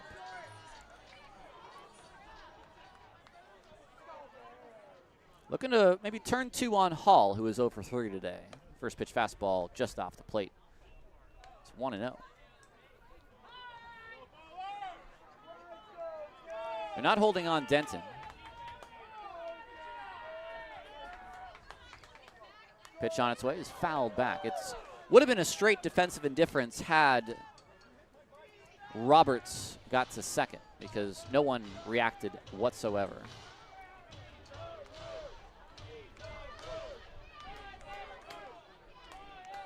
One and one. Pitch on its way, and that is low. 2-1.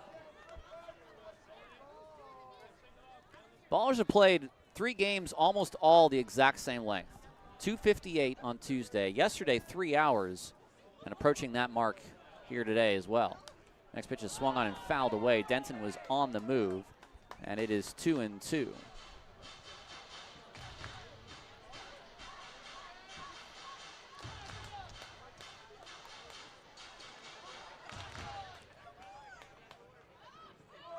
So looking for a first out here in the 9th. Sullivan throws, and it's swung on and fouled away. Again, Denton ran on the pitch. He's going to get tired eventually. Doing your lines in the gym. First and third, nobody outs. Hall's got tons of power. The 2-2 is swung on, hit to right field, fairly deep. Over is the right fielder. It drops in front of Santos. It's a base hit for Hall. It's 4 straight hits. It's 2 runs, and it's 8-4. So third goes Denton.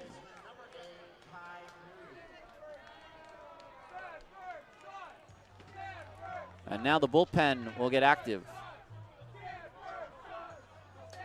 Hall will be replaced by a pinch runner. That is Martinez Pagani.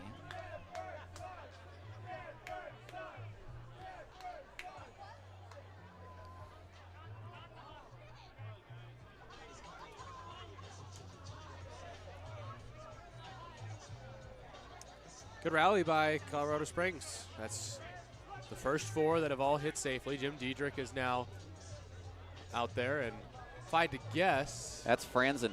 it's Caleb Franzen. Yep. I don't have to guess. That is Caleb Franzen getting loose.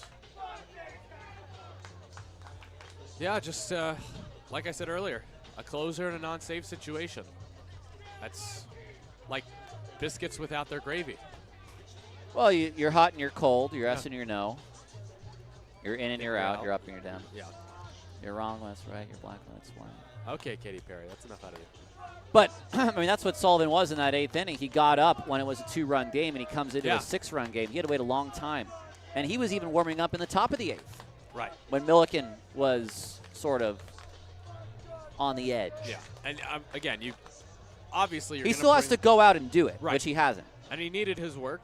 He hasn't pitched since this past Saturday, so here he is, shaking off the rust in real time. Almanza kind of holding Martinez Pagani close. There's the first pitch. Moody takes a strike. I think that's just to deter him from running Martinez Pagani, but in reality, I don't think he's going to stop it. Sullivan throws. There goes the runner. It's a called strike. That's a stolen base. Harris went to cover. It's 1-1. Harris went to cover the bag. Tatum did not throw through.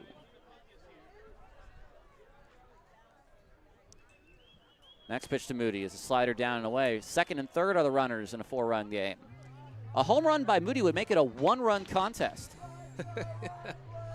Oh, boy. The pitch. Moody takes high and away. And, of course, a walk brings the tying run to the plate and loads the bases. Be the first at bat for TJ McKenzie. Homer, single, single, single. Connor Sullivan still looking for his first out of the 9th.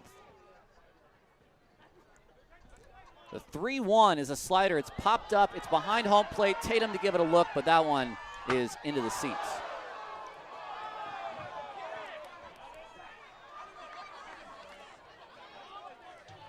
(8-4) Oakland leads in the 9th. It has not been an easy inning. No, you're just seeing a Sky Sox offense that was just hungry to see another arm. So it feels like anybody other than Milliken, they're just thrilled to see pitching. The 3-2. Pitch to Moody is a check swing. He did not mean to hit that slider. He fouled it away. It stays 3-2. That was strike 3 at the bottom of the zone, so it's a good thing he did make contact. Otherwise, he's dust. Oakland with 1 challenge left in this contest. Yep.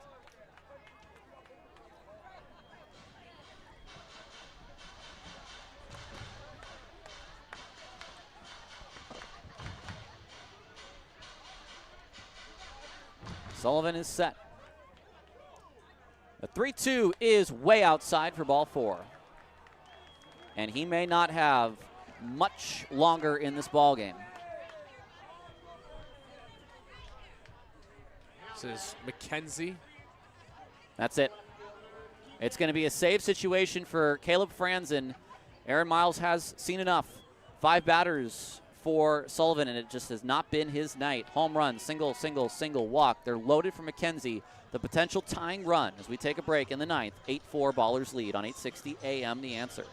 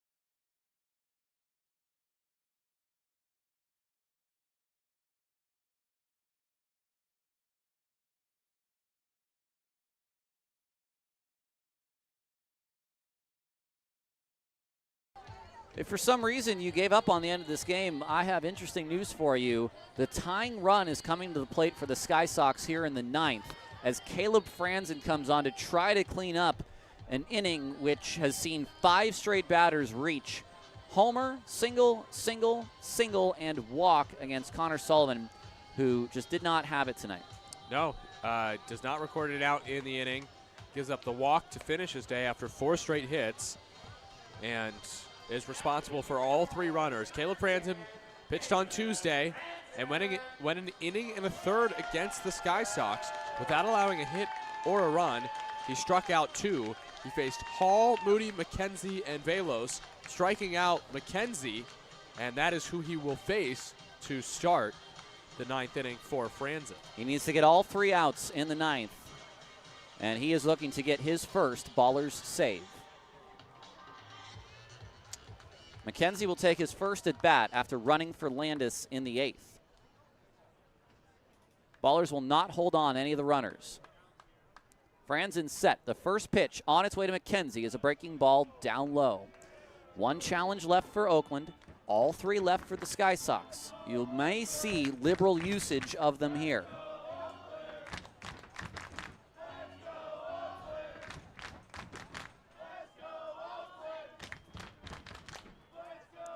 The 1-0 on its way, a swing and a miss. Fastball high and outside. This is the last game still playing in the Pioneer League. We welcome you in if you are joining from other Pioneer League cities. The Ballers up by 4. They started this inning up 8-2. The tying run is now at the plate for Colorado Springs. The 1-1 is swung on and missed. Same spot, 91 on the outside. Ballers are happy not to see Landis in this spot. He was 2 for 3, but McKenzie's no slouch. 3-game hit streak, 2 for 4 yesterday, and he is hoping to keep this rally going for the Sky Sox. At third is Denson. At second is Martinez Pagani. At first is Moody. Ballers will certainly trade an out for a run. They'll trade 2 outs for a run if they can get it. The kick and the 1-2 pitch. It is high. Fastball at 91 above the hands.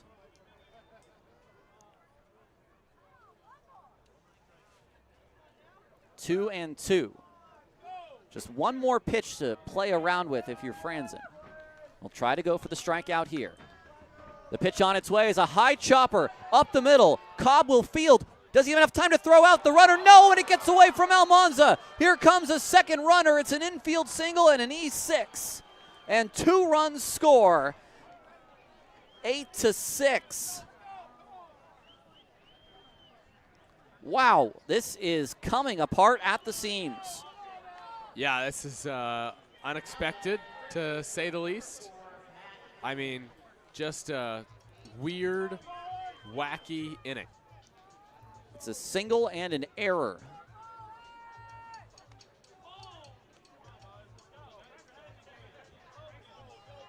So one of those runs is earned for now. The other is not. Fabian is now the potential go-ahead run. First pitch takes a fastball outside for strike 1. No, ball 1. Excuse me, it's 1-0. It's just off. It's just off the plate, 1-0. I beg your pardon. Give McKenzie 1 RBI on that previous play. There he goes. The pitch is high. They're going to throw down, and that is into center field. Scoring on the play is the runner, Moody, and to third goes, Moody scores, yes. To third goes McKenzie. The tying run is now 90 feet away, and if the wheels have come off, then now the cart has just burst into flames and has fallen over a ravine because it's 8-7, and the Ballers have not wasted away a lead like this all year. Stolen base, E2. The 2-0 is a ground ball. Cobb over his glove, picked up by Leahy. The run will score at home. It's an infield single. We are tied. Still no outs in the 9th. It's a 6-run 9th for Colorado Springs. and someone in the meantime is sprinting out to the Sky Sox That bullpen. is one of the catchers who had come in for the Knights, and now they're going to have to throw the bottom of the ninth. Wow. Disbelief. That's the feeling. Here's Velos coming to pinch hit. Omar Velos will hit for Chavez. The first Velos will hit. So the Pagani run is now earned, but the run scoring McKenzie is unearned. We'll take care of all that later. Yeah. 7 batters, still no outs. Runner at first.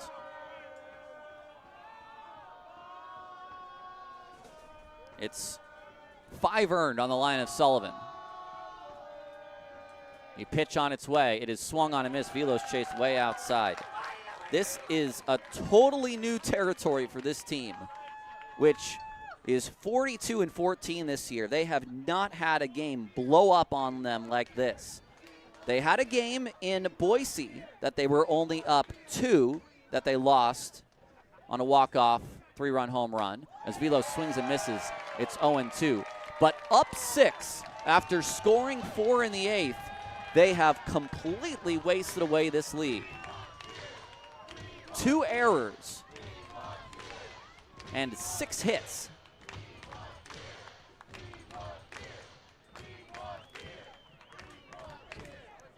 It's an 0-2. Franzen is set. And the pitch on its way is swung on and missed, and then finally a strikeout in the inning. The first out of the inning. 8 batters in. This is just unfathomable. If yesterday you could say was the worst game of the season, this might be the worst finish of the season. Oh, yeah. Whether Oakland wins or not. Lopez, I believe, warming in that bullpen. Franzen throws, and the pitch is swung on, hit the center field. Bugs over to his left. He'll make the catch for the second out. I mean, I don't think I'd be crazy to think that we might see a knockout route tonight after all this. Who do you go to Buford? I think you go Trey. I think you go Tremaine Cobb Jr. I think he's been the most consistent in the knockout round this year for the Ballers. Slight started this inning off with a solo shot. 2 outs in the inning. The first pitch, breaking ball, is a strike at the top of the zone. And we got a long way before that because we've already got in the bottom of the ninth 8-9-1 due up, starting with Nick Leahy, who has a 2-run homer that was just last inning. I'll tell you the thing that sucks the most about this. The 0-1 is down low. Do you know what that is? Hit me with it. Is that Noah Milliken will not get a win for this performance. Oh, man. I said it. Should have sent him out for the ninth. I'm just joking. I'm obviously joking. 1-1. Franzen into the dish. Breaking ball is high. 8 innings, 2 runs, 5 hits, no walks, and 12 strikeouts for the Berkeley native. Yeah, this one stinks. I'll buy him some Pete's coffee tomorrow. 8-8. Here in the ninth. Franzen throws, slight, takes a strike. No, excuse me. And wow, that was brutal. Oakland is not challenging. Save it for the bottom of the ninth, I guess. I think if you know that's a strike, I don't know. Well, they only have 2 left, regardless. Here's the 3-1. Breaking ball. There's a strike. 3-2. Well, now you've got to be careful that this isn't something center cut, because Fabian will get a fresh start from first on the 3-2. Franzen is set, and the pitch is swung on and tapped at the plate, foul. Obviously, I think we look at this through the huge blown lead and as the home announcers through the Ballers' point of view, but I think we have to take a sec to look through the Sky Sox lens. This is a game that could be a swing game in their season. They want to win this game. You're kidding. Yeah, absolutely. Move to 6-3 in the second half. That's tied for second in the league at this point. I said at the beginning of the week, after seeing the first game against the Sky Sox, I'm more afraid of them than I was of Glacier last week. The 3-2 pitch, it is swung on, grounded toward Harris. It flattens out for him. He picks it up, throws to first. It's in time for the final out. 6 runs, 5 earned. Ballers need 1 to go home, or we go to the knockout round as we head to the bottom of the 9th on 860 AM The Answer.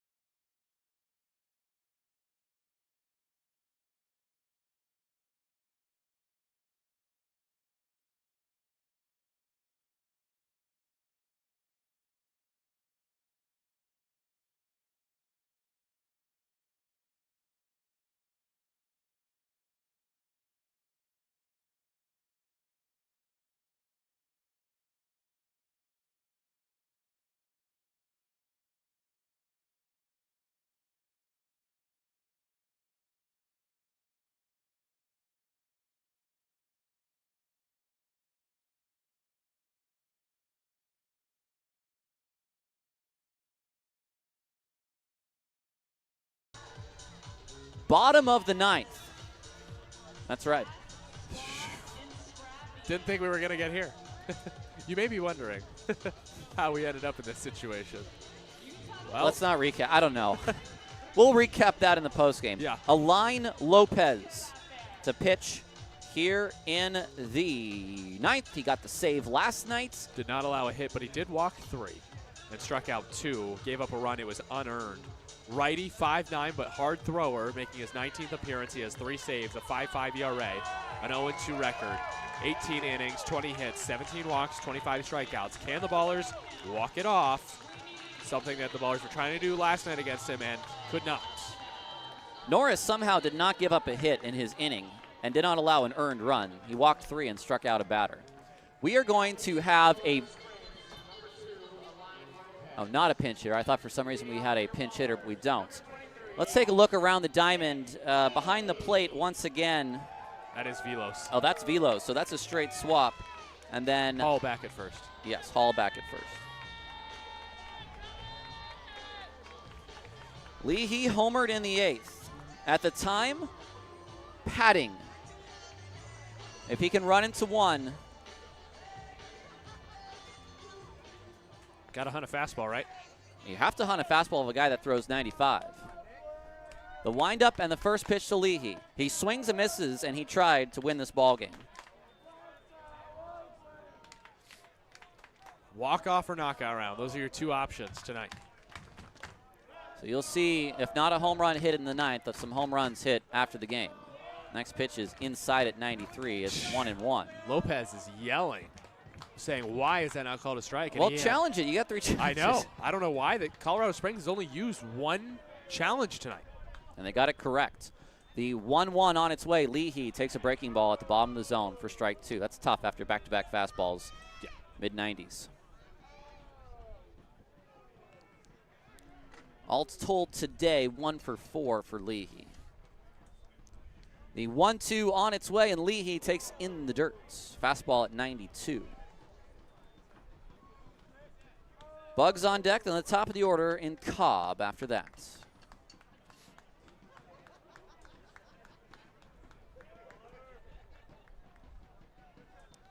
A 2-2 on its way. Leahy will half swing. Does he go? Yes, says the umpire down at first, Tony Prater. Strikeout for Lopez, 1 away. I got to say, I do love Tony Prater's first base umpiring. It's just so matter-of-fact when someone goes. He just slowly sticks the fist up there. It's like, come on, really? Yeah. Making me do all this work over here. Bugs today has been on base twice. He scored 2 runs.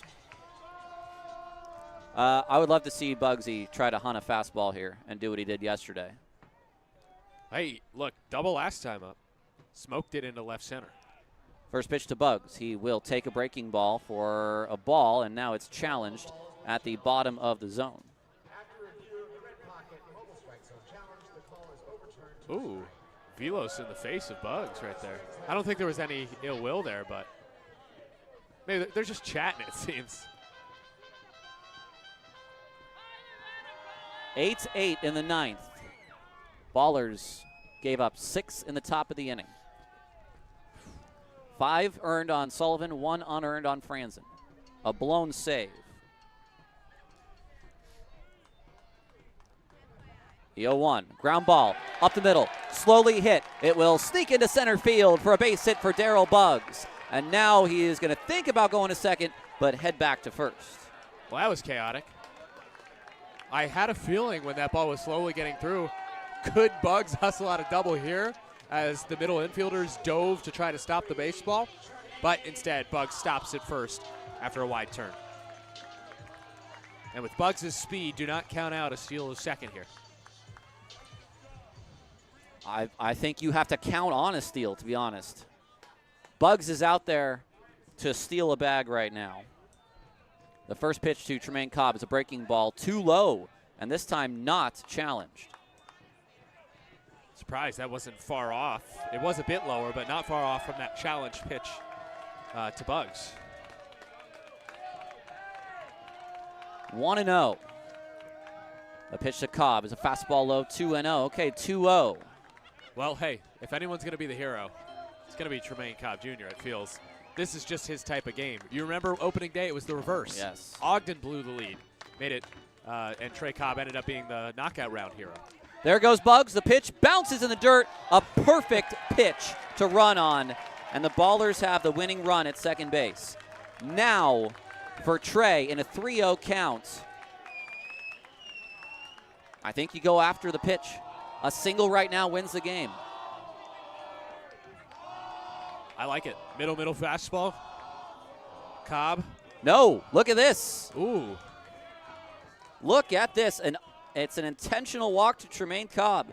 They did that last night with Almanza. That's got to be Trey's first intentional walk this year. Good. That'll pad the swag a little bit.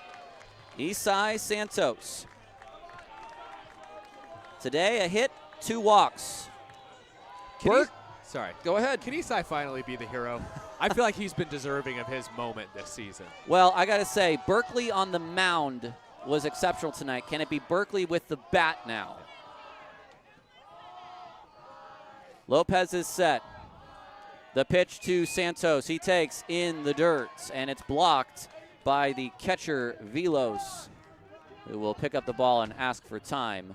Was Velos trying to call time as he ran for that ball? Yes, he's going to have a conversation with Lopez. This will be the last mound visit that the Sky Sox have. They used their 4th the previous inning. We thought maybe they wouldn't have another opportunity. This is now their 5th, and they are out of mound visits.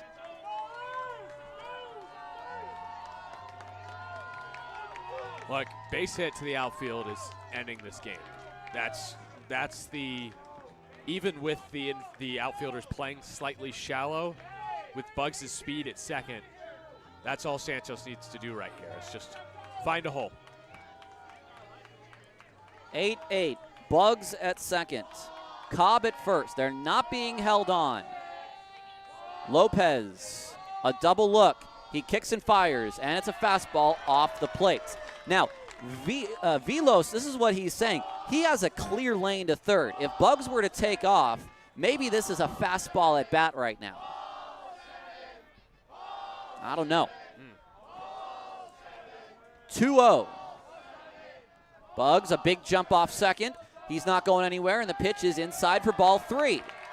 And Lopez, who walked 3 yesterday, hasn't walked anyone yet unintentionally, but a pitch away from walking a guy who's walked 7 times in the last 2 games. 1 out in the 9th. Tie game. Lopez to the plate. The 3-0 becomes 3-1. Fastball at the top of the zone. Let's see if the decision by Tatum to not challenge works out for Oakland in the 9th, because they now have pocketed 1 challenge left. 3-1. Santos will swing and miss. 92 at the top of the zone. He comes up empty. That was just a good pitch.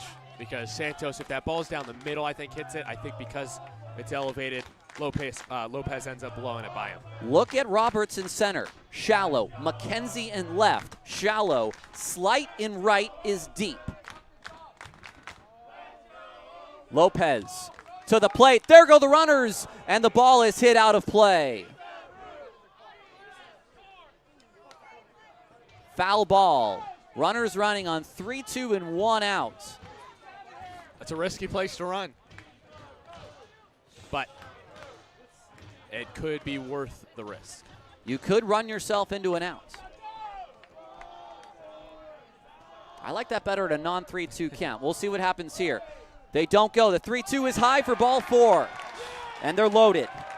Isai Santos. What an eye on this guy. The crowd is now chanting, walk-off walk. Well, wouldn't that be a fitting way to end? Druick did have a bases-loaded walk last time up. All Oakland needs is a fly ball. I don't care where that fly ball is. Yeah, Bugs is tagging. Bugs will tag. Hey, what's the one walk-off the Ballers have this year? It's a wild pitch off the arm of the hard-throwing Cam Cowan.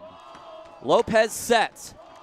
The first pitch, Druick takes a breaking ball off the plate, challenged by the catcher. Is that a strike? Is that a ball? It's a confirmed ball, the first incorrect challenge today for the Sky Sox.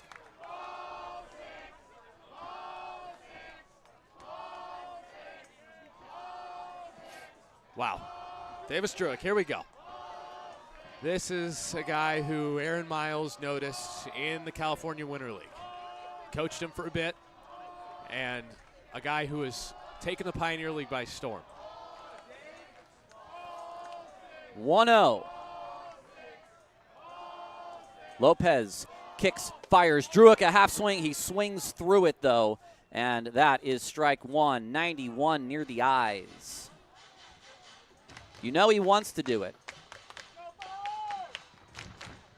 Hall is in at the bag at first on the cutout.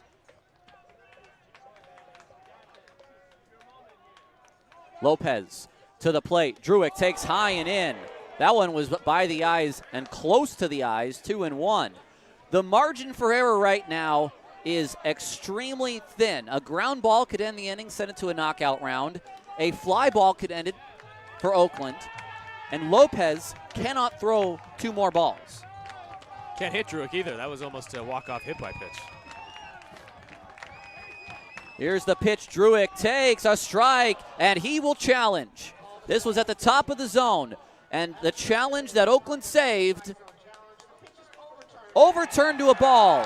That is a good call by Dylan Tatum and a good call by Davis Druick. It is 3-1, and now Oakland with one more challenge if they need it. And the Ballers faithful here at Raimondi are chanting ball 4. They want the walk-off walk here at Raimondi Park. Only 2 walk-offs in Ballers history and 2 knockout round victories at home. Single by Noah Martinez, hip or wild pitch that brought in Tremaine Cobb. The 3-1 from Lopez, here it comes, it's a strike, and a half swing by Druick. Fastball right on the inside, confidently thrown at 92. 3-2, 1 out. Where does Lopez go? Timeout at the plate. Let's build the drama a little.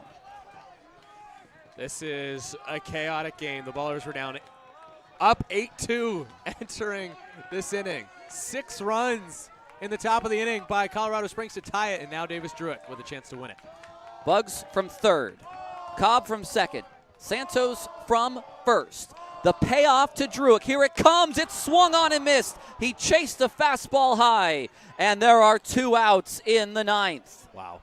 He chased ball 4. Unbelievable. That was a great pitch, though. The high fastball. It's a risk when you're elevating it on a pitch where you got to throw it in the zone, and he gets the chase from Druick. In this game, no matter what, there will be one more batter, and that will be Danny Harris. Win, lose, or draw, Danny Harris will be the last batter of this game. And remember his RBI double and the energy that came with it in the 5th. That's his only hit today. He took a fastball the other way. The first pitch from Lopez. It swung on and fouled back, and boy, was Harris ready. 91 in, and he set that back over the screen. Foul. It's 0-1.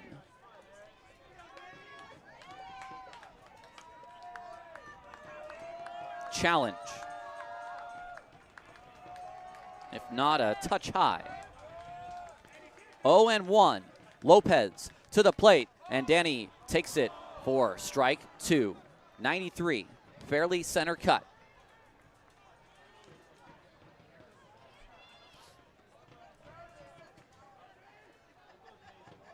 Now Lopez, the one in charge in this at bat.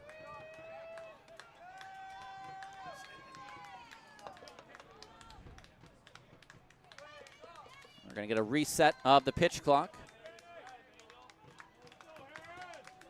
0-2. He's got to protect.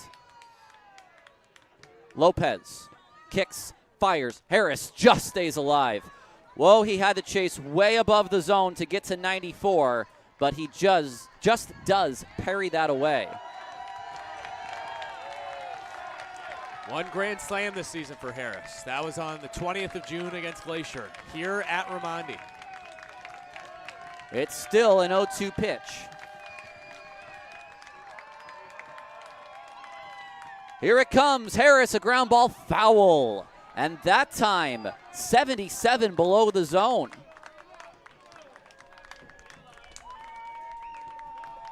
Good breaking ball by Lopez. He is really in command now. He was so close to walking home the winning run, and now he's a pitch away from forcing a knockout round somehow here in West Oakland. This will be one of the longer games of the year for Oakland. 0-2. Here it comes. Harris swings and fouls it away.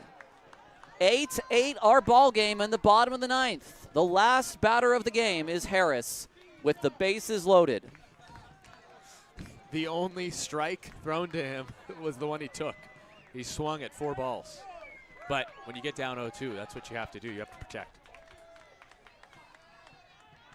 Anything close.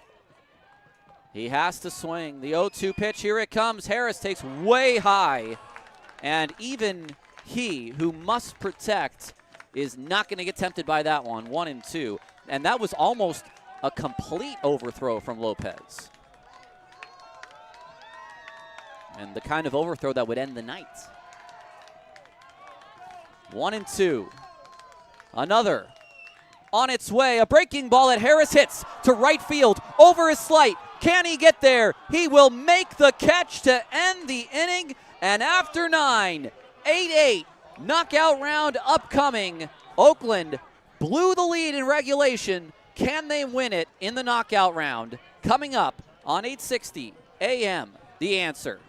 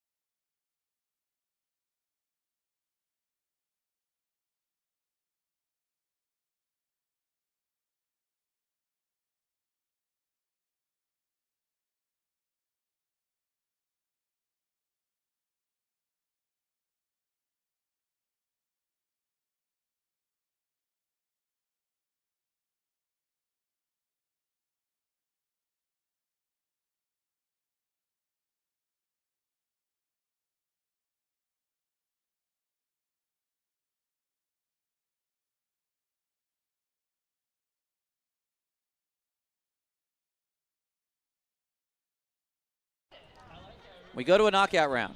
I don't believe it. Victor Meldrew, 1 foot in the grave. Tyler Peterson and Nevada Cullen with you. We are 3.5 hours in. We may get to about 3:45 tonight.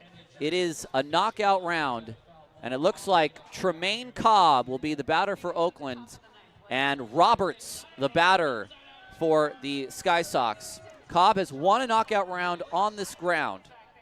It was on opening night. But let's look at the game first before we do anything else. 8 runs, 11 hits, 1 error for Colorado Springs. 8 runs, 9 hits, 2 errors for the Ballers.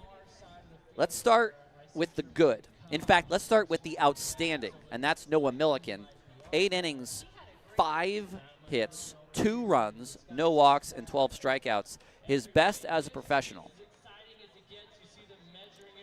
I mean, it is a crime that he doesn't get a win in this ballgame. Milliken, we were talking during the 8th inning about the possibility of him throwing a complete game, which is just insane. That does not happen often in the Pioneer League, but he was money tonight for the Ballers. And, I mean, we're looking at a guy that, if he keeps pitching this way, he would be an all-star in the overall sense as one that's a postseason all-star, which is really the awards that are sought after. But he, despite pitching really well, is not the winner tonight because of the 9th inning.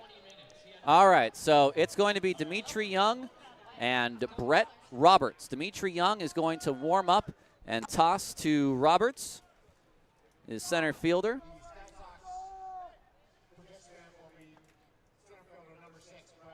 So we will wait for the signal from Alan Walker.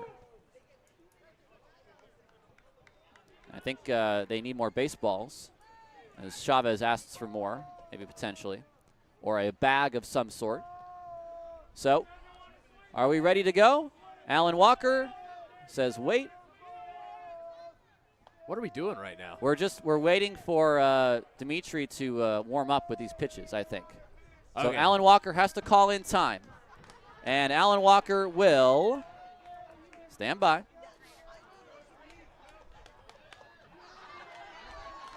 Now we're about to get started. Knockout round to decide this ball game at 8-8. Is it underway? No signal yet. Are we going or not? No, Alan Walker's not even watching. What are we doing?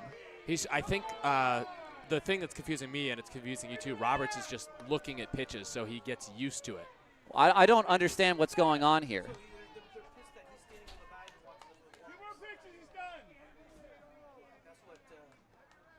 All right. Are we ready to go now? And let's go. Dimitri Young throws to Roberts. He swings. It's a high drive. That is foul. well foul for out number 1. 150 on the clock. The next one is swung on, a high drive to left. They're going to wait for this to land. Keep an eye on that. The next one is swung on. That's out number 2, but this one's hit high and deep to left center field, and that one is well gone. Out 1. And now a line drive, and that falls for out 3.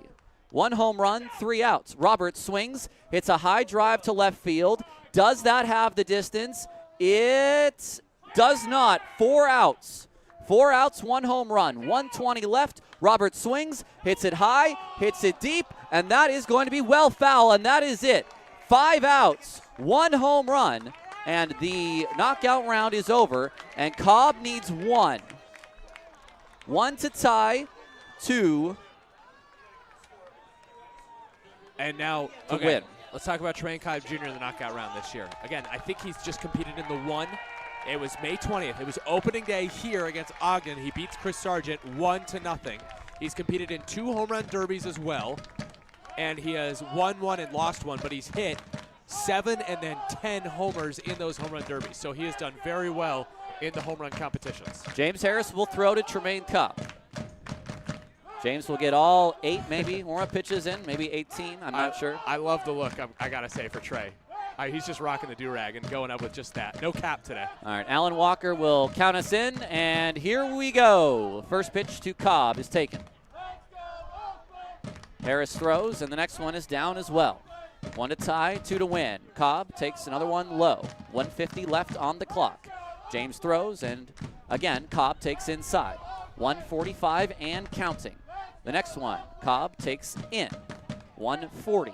The next one, Cobb takes low. No swings. We have 35 seconds gone. The next one is hit out to center field, fairly deep. I don't think this one is deep enough, though. It's the first out. Now Cobb pops it up. 2 outs now. 125 left on the clock. Trey takes it inside. The next one, Cobb takes inside. 118 left on the clock. Next one, Cobb takes right down the middle. The next one, Cobb swings. It's off the hands to left field. That is going to be out number 3. Taking too many pitches. Now a high deep drive to left field. That one is going to tie this game. 3 outs, 55 seconds left. One more will do it for Tremaine Cobb. Harris throws. Cobb, a high drive to left. It's deep. Does it have the distance? No! It's off the wall. 40 seconds left. One more out or one more home run. Cobb, and hold on. That's 4. No. That is 4. That is 4 Tony outs. Prater has it. Tony Prater has it. Whoa, we can absolutely get you the replay on this. That is 4. That's absolutely 4. Hold on here. I mean, Cobb barely took 5 swings, much less 5 outs. Yeah. He got iced.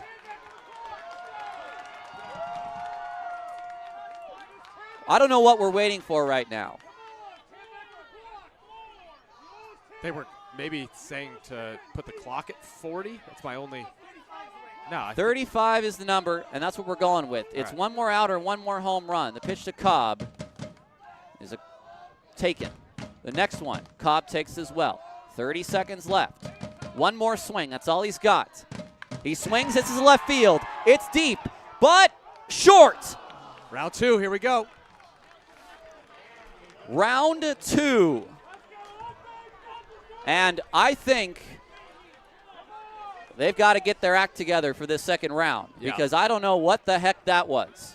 That was pretty messed up. Trey Cobb got iced before his last swing because of a miscommunication with the umpiring crew, and they have to be on it. We go to round 2. Who will compete? If I would guess Cam Buford, but there's definitely some consternation for the Ballers. As for the Sky Sox, they are rolling with Kai Moody, a Bay Area guy. This guy's from San Francisco. This has got to be a cool moment for him. He does have 8 bombs this year. I do not know his success in the knockout round, but I can quickly search up how he has done in the home run derby in the Pioneer League. I believe I've seen his name, but apparently PBLHRD.com is unsafe. And it's not letting me look it up on my computer, so. All right, Dimitri Young getting some more warm-up tosses in for this second round. So 1 each for Roberts and Cobb. 2 fresh minutes, and here we go. Dimitri Young's first pitch to Kai Moody is in for strike 1.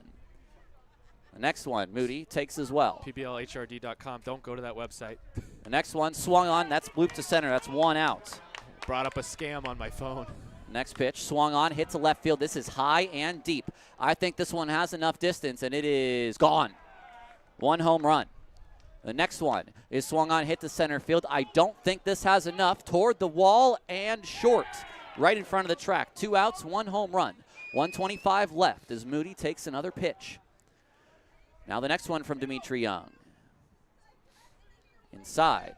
Next one, Moody swings, inside-out swing, out number 3 to right. Nick Leahy is ready. Oh, my. The next pitch, Moody swings, hits this one to left center field, high and deep. I think he just has got his second, and it is short, right at the bottom of the wall. That was the one that Tremaine Cobb Jr. hit as well. Moody to right, that's it. 5 outs, 1 home run, Nick Leahy. who has not competed even in a home run derby. A chance for Nick Leahy to be the hero. Leahy with a homer in this game, and who has been so hot for the Ballers, now up to 8 homers in just 35 games, is going to compete in the knockout round for the first time. We welcome you in around the league for round 2. Moody against Leahy. Harris is going to get some warm-up pitches. Leahy is going to wait and get a feel for this before he can start swinging.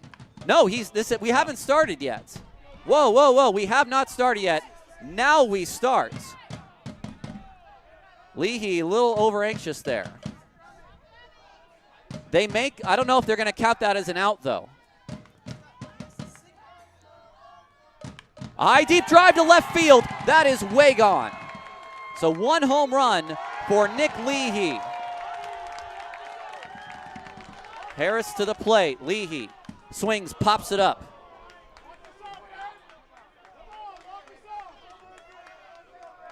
It's going to be 2 outs. They are going to count that first one. 2 outs.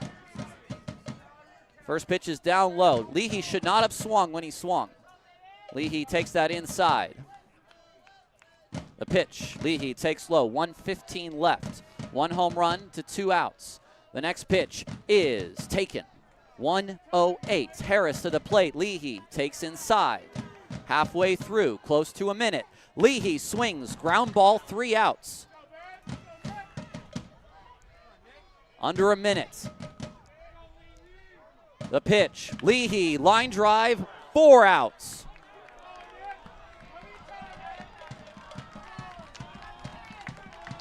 One more swing for Leahy.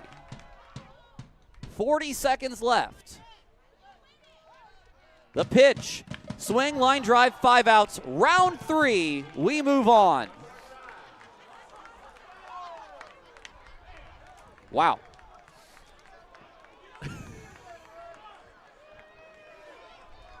Nevada? Hey, what is the slogan of the Pioneer League? It's baseball as it used to be. I thought you were going to say a league of innovation. And in line with that motto, this game we're getting close to 4 hours of game time with this knockout round. And we've got Omar Vilos. Omar Vilos, the catcher who just came into this game for Colorado Springs, going in round 3. I can't believe they're not rolling with Evan Slight, who homered in this game, or Christian Hall. They want righties. Yeah. They want righties who will pull the ball. It is hard to get it out to right field here at Ramadi Park. There's some chatter as to who the Ballers will turn to. Vilos. These are warm-ups, or is Vilos swinging? The clock started, so we're just saying this is live play as Vilos swings and fouls it away. Oh. Swing, and there's 2 outs. Dimitri Young throws. Vilos takes. The next one, he will swing and hit a high drive to left field. He's got that. I think he does have that one. That is over the wall and gone. 1 home run. 1:25 left. The pitch, Vilos pops it up. 3 outs for Vilos. No one has hit more than 1 today. Who will be the first to do so? Vilos to center field, 4 outs. These are not pull swings right now. There's 1:07 left on the clock. These guys have got to be exhausted at this point, mentally and Next pitch is inside. I got you. Don't worry. The next one is swung on a high, deep drive down the left field line. No. Fair and gone. No, short. 5 outs. I combined mentally and physically right there into mentically. Danny Harris. All right. 1 to extend the game, 2 to win. Shirt untucked. Yeah. Dreads out, do-rag on. Come on. What else screams aura rather than this? Is he going to wait to see a couple? I'm going to wait for the umpire. Are we playing or not? We're going. Clock is not an issue, really. All right, 1 out to Harris. Swing and a 1 out. 1:45 left for Harris. Harris to the plate, and Harris hits one back to the pitcher. A little too lackadaisical there from Yeah. Danny. He's got to focus up a little bit. I like the calmness, though. This pitch is inside. 2 outs, no home runs. Harris takes another one. The next one, Harris swings, chops it foul. These are not home run swings right now. 1:15 left. Harris may want to just look at a few. Velos hit 1. Harris is still waiting for his first. He's watching these pitches go in. The next one is down low. 1:02 left. Harris will take inside. The next one, Danny takes again. 54 left. The next one, Danny swings, line drive to left field, and that is short. 4 outs. Better swing. He's leaving it late right here. 40 seconds left. Harris takes inside. The next one, down low, 35 left. The pitch takes it.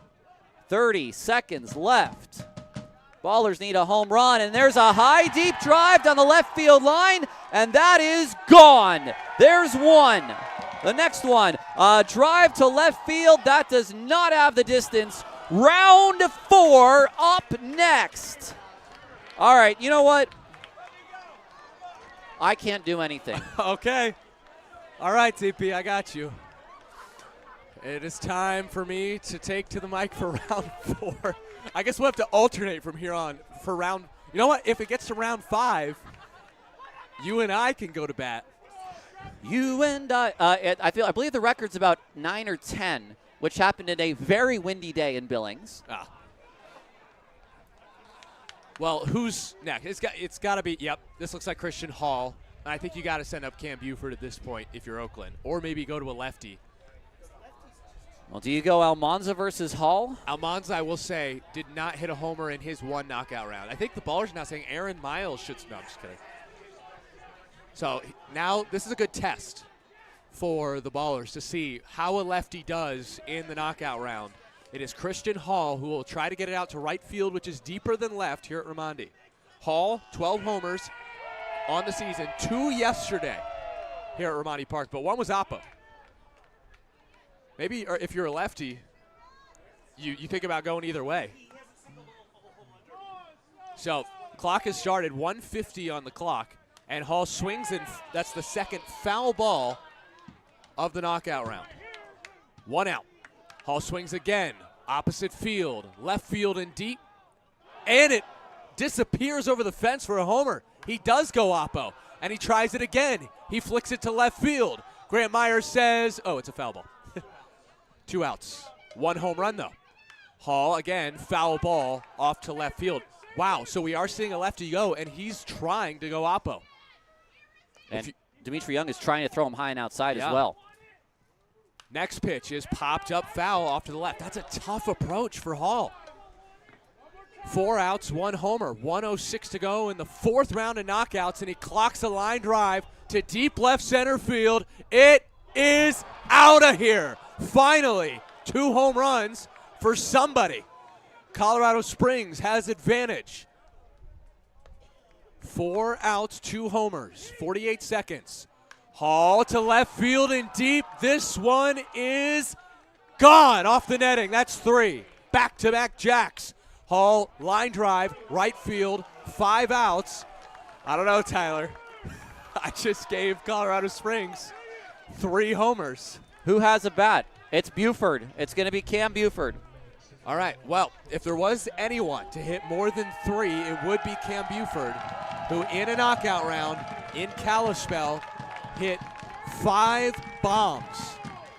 However, in his most recent knockout round here, 1 against Toffler. Yes. So, can he, not at elevation, hit 3 home runs to force a 5th knockout round, or hit 4 to win it for Oakland? You're about to either see something very disappointing, if you're a Ballers fan, or exciting. And we have begun. Also, it could be very exciting for the Sky Sox after that great round by Hall. 1:54 on the clock. Buford takes. James Harris's arm has got to feel sore at this point. Buford still taking, has not swung the bat yet. Still the case, 1:42 to go. Buford swings, line drive, that's foul. Had good distance on it, but there's one out. Buford takes again, 1:33 to go. Buford clocks a line drive to left field, and it hops in front of the wall. 2 outs. Still no homers. He's got to get 3. Buford takes one. 1:20 left in the 4th knockout round. He's still watching. He still is yet to hit 1. Now Buford launches left field. There's 1. 2 more to go. 2 outs, 1 home run. Harris's next pitch. Buford takes. His ones in Kalispell, he swung back to back, and that's how he was able to establish momentum. Buford, line drive, left field. He's got to get more height on it. That one hops the wall. 3 outs, 1 home run. He needs 2 more, and he has 2 outs left to work with. 52 seconds left. He's running out of time. 48 seconds left. He's still got enough time, though.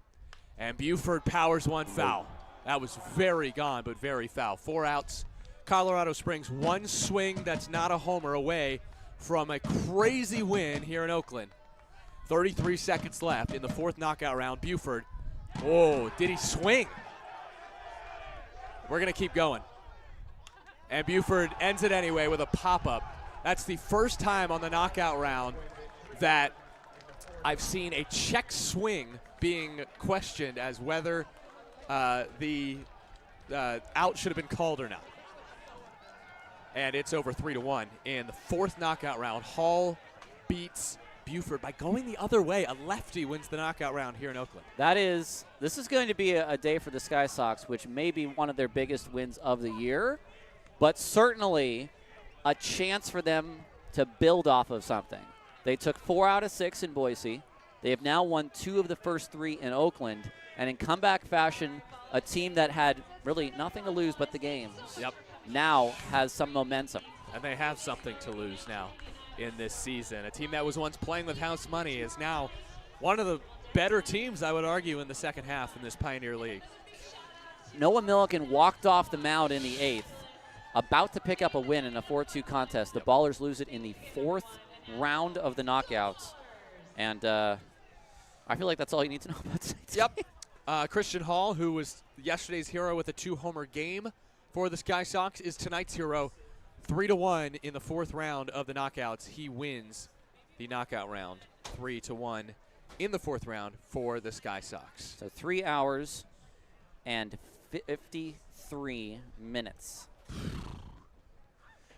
in front of 1,677. You want to wrap up the broadcast? This is the post-game show. Yep. This is the post-game show here on Ballers Baseball on 860 AM The Answer. Let's look at some scores around the league. Why not? Paddleheads beat the Range Riders Pena 2-1 over Casarilla in the 1st round. What's that like? Billings 16, Great Falls 11 in Great Falls final. Idaho Falls 16-1 over Grand Junction. Yuba an 8-2 win over Rocky Mountain. Ogden a 5-4 victory at home. The walk-off we mentioned before against Boise.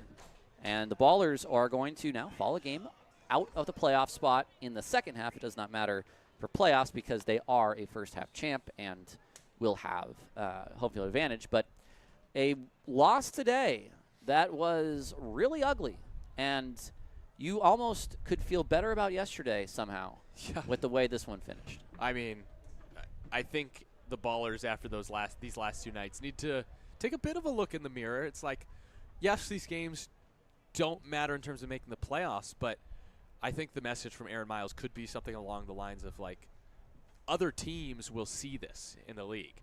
And the Ballers had this sort of invincibility about them in the first half. They could not lose. And in the second half, that is not the case so far. All right, let's wrap things up. Happy birthday to Devon. Oh, right. I forgot about that. I want to thank our Virch operator, Zeke, Chris, back in our 860 AM The Answer studios, Ben, who has us on YouTube here, everyone who's tuned in, watched, and listened tonight. For Nevada Cullen, I'm Tyler Peterson saying tune in tomorrow if you dare. Well, actually, I should say that for Sunday because that's Halloween. Hey, Grateful Dead night tomorrow. Grateful so Dead I'm night excited for tomorrow. Nevada will have the game solo. I will be on assignments. Because, as they say, Tyler would tell Althea he's a roving son.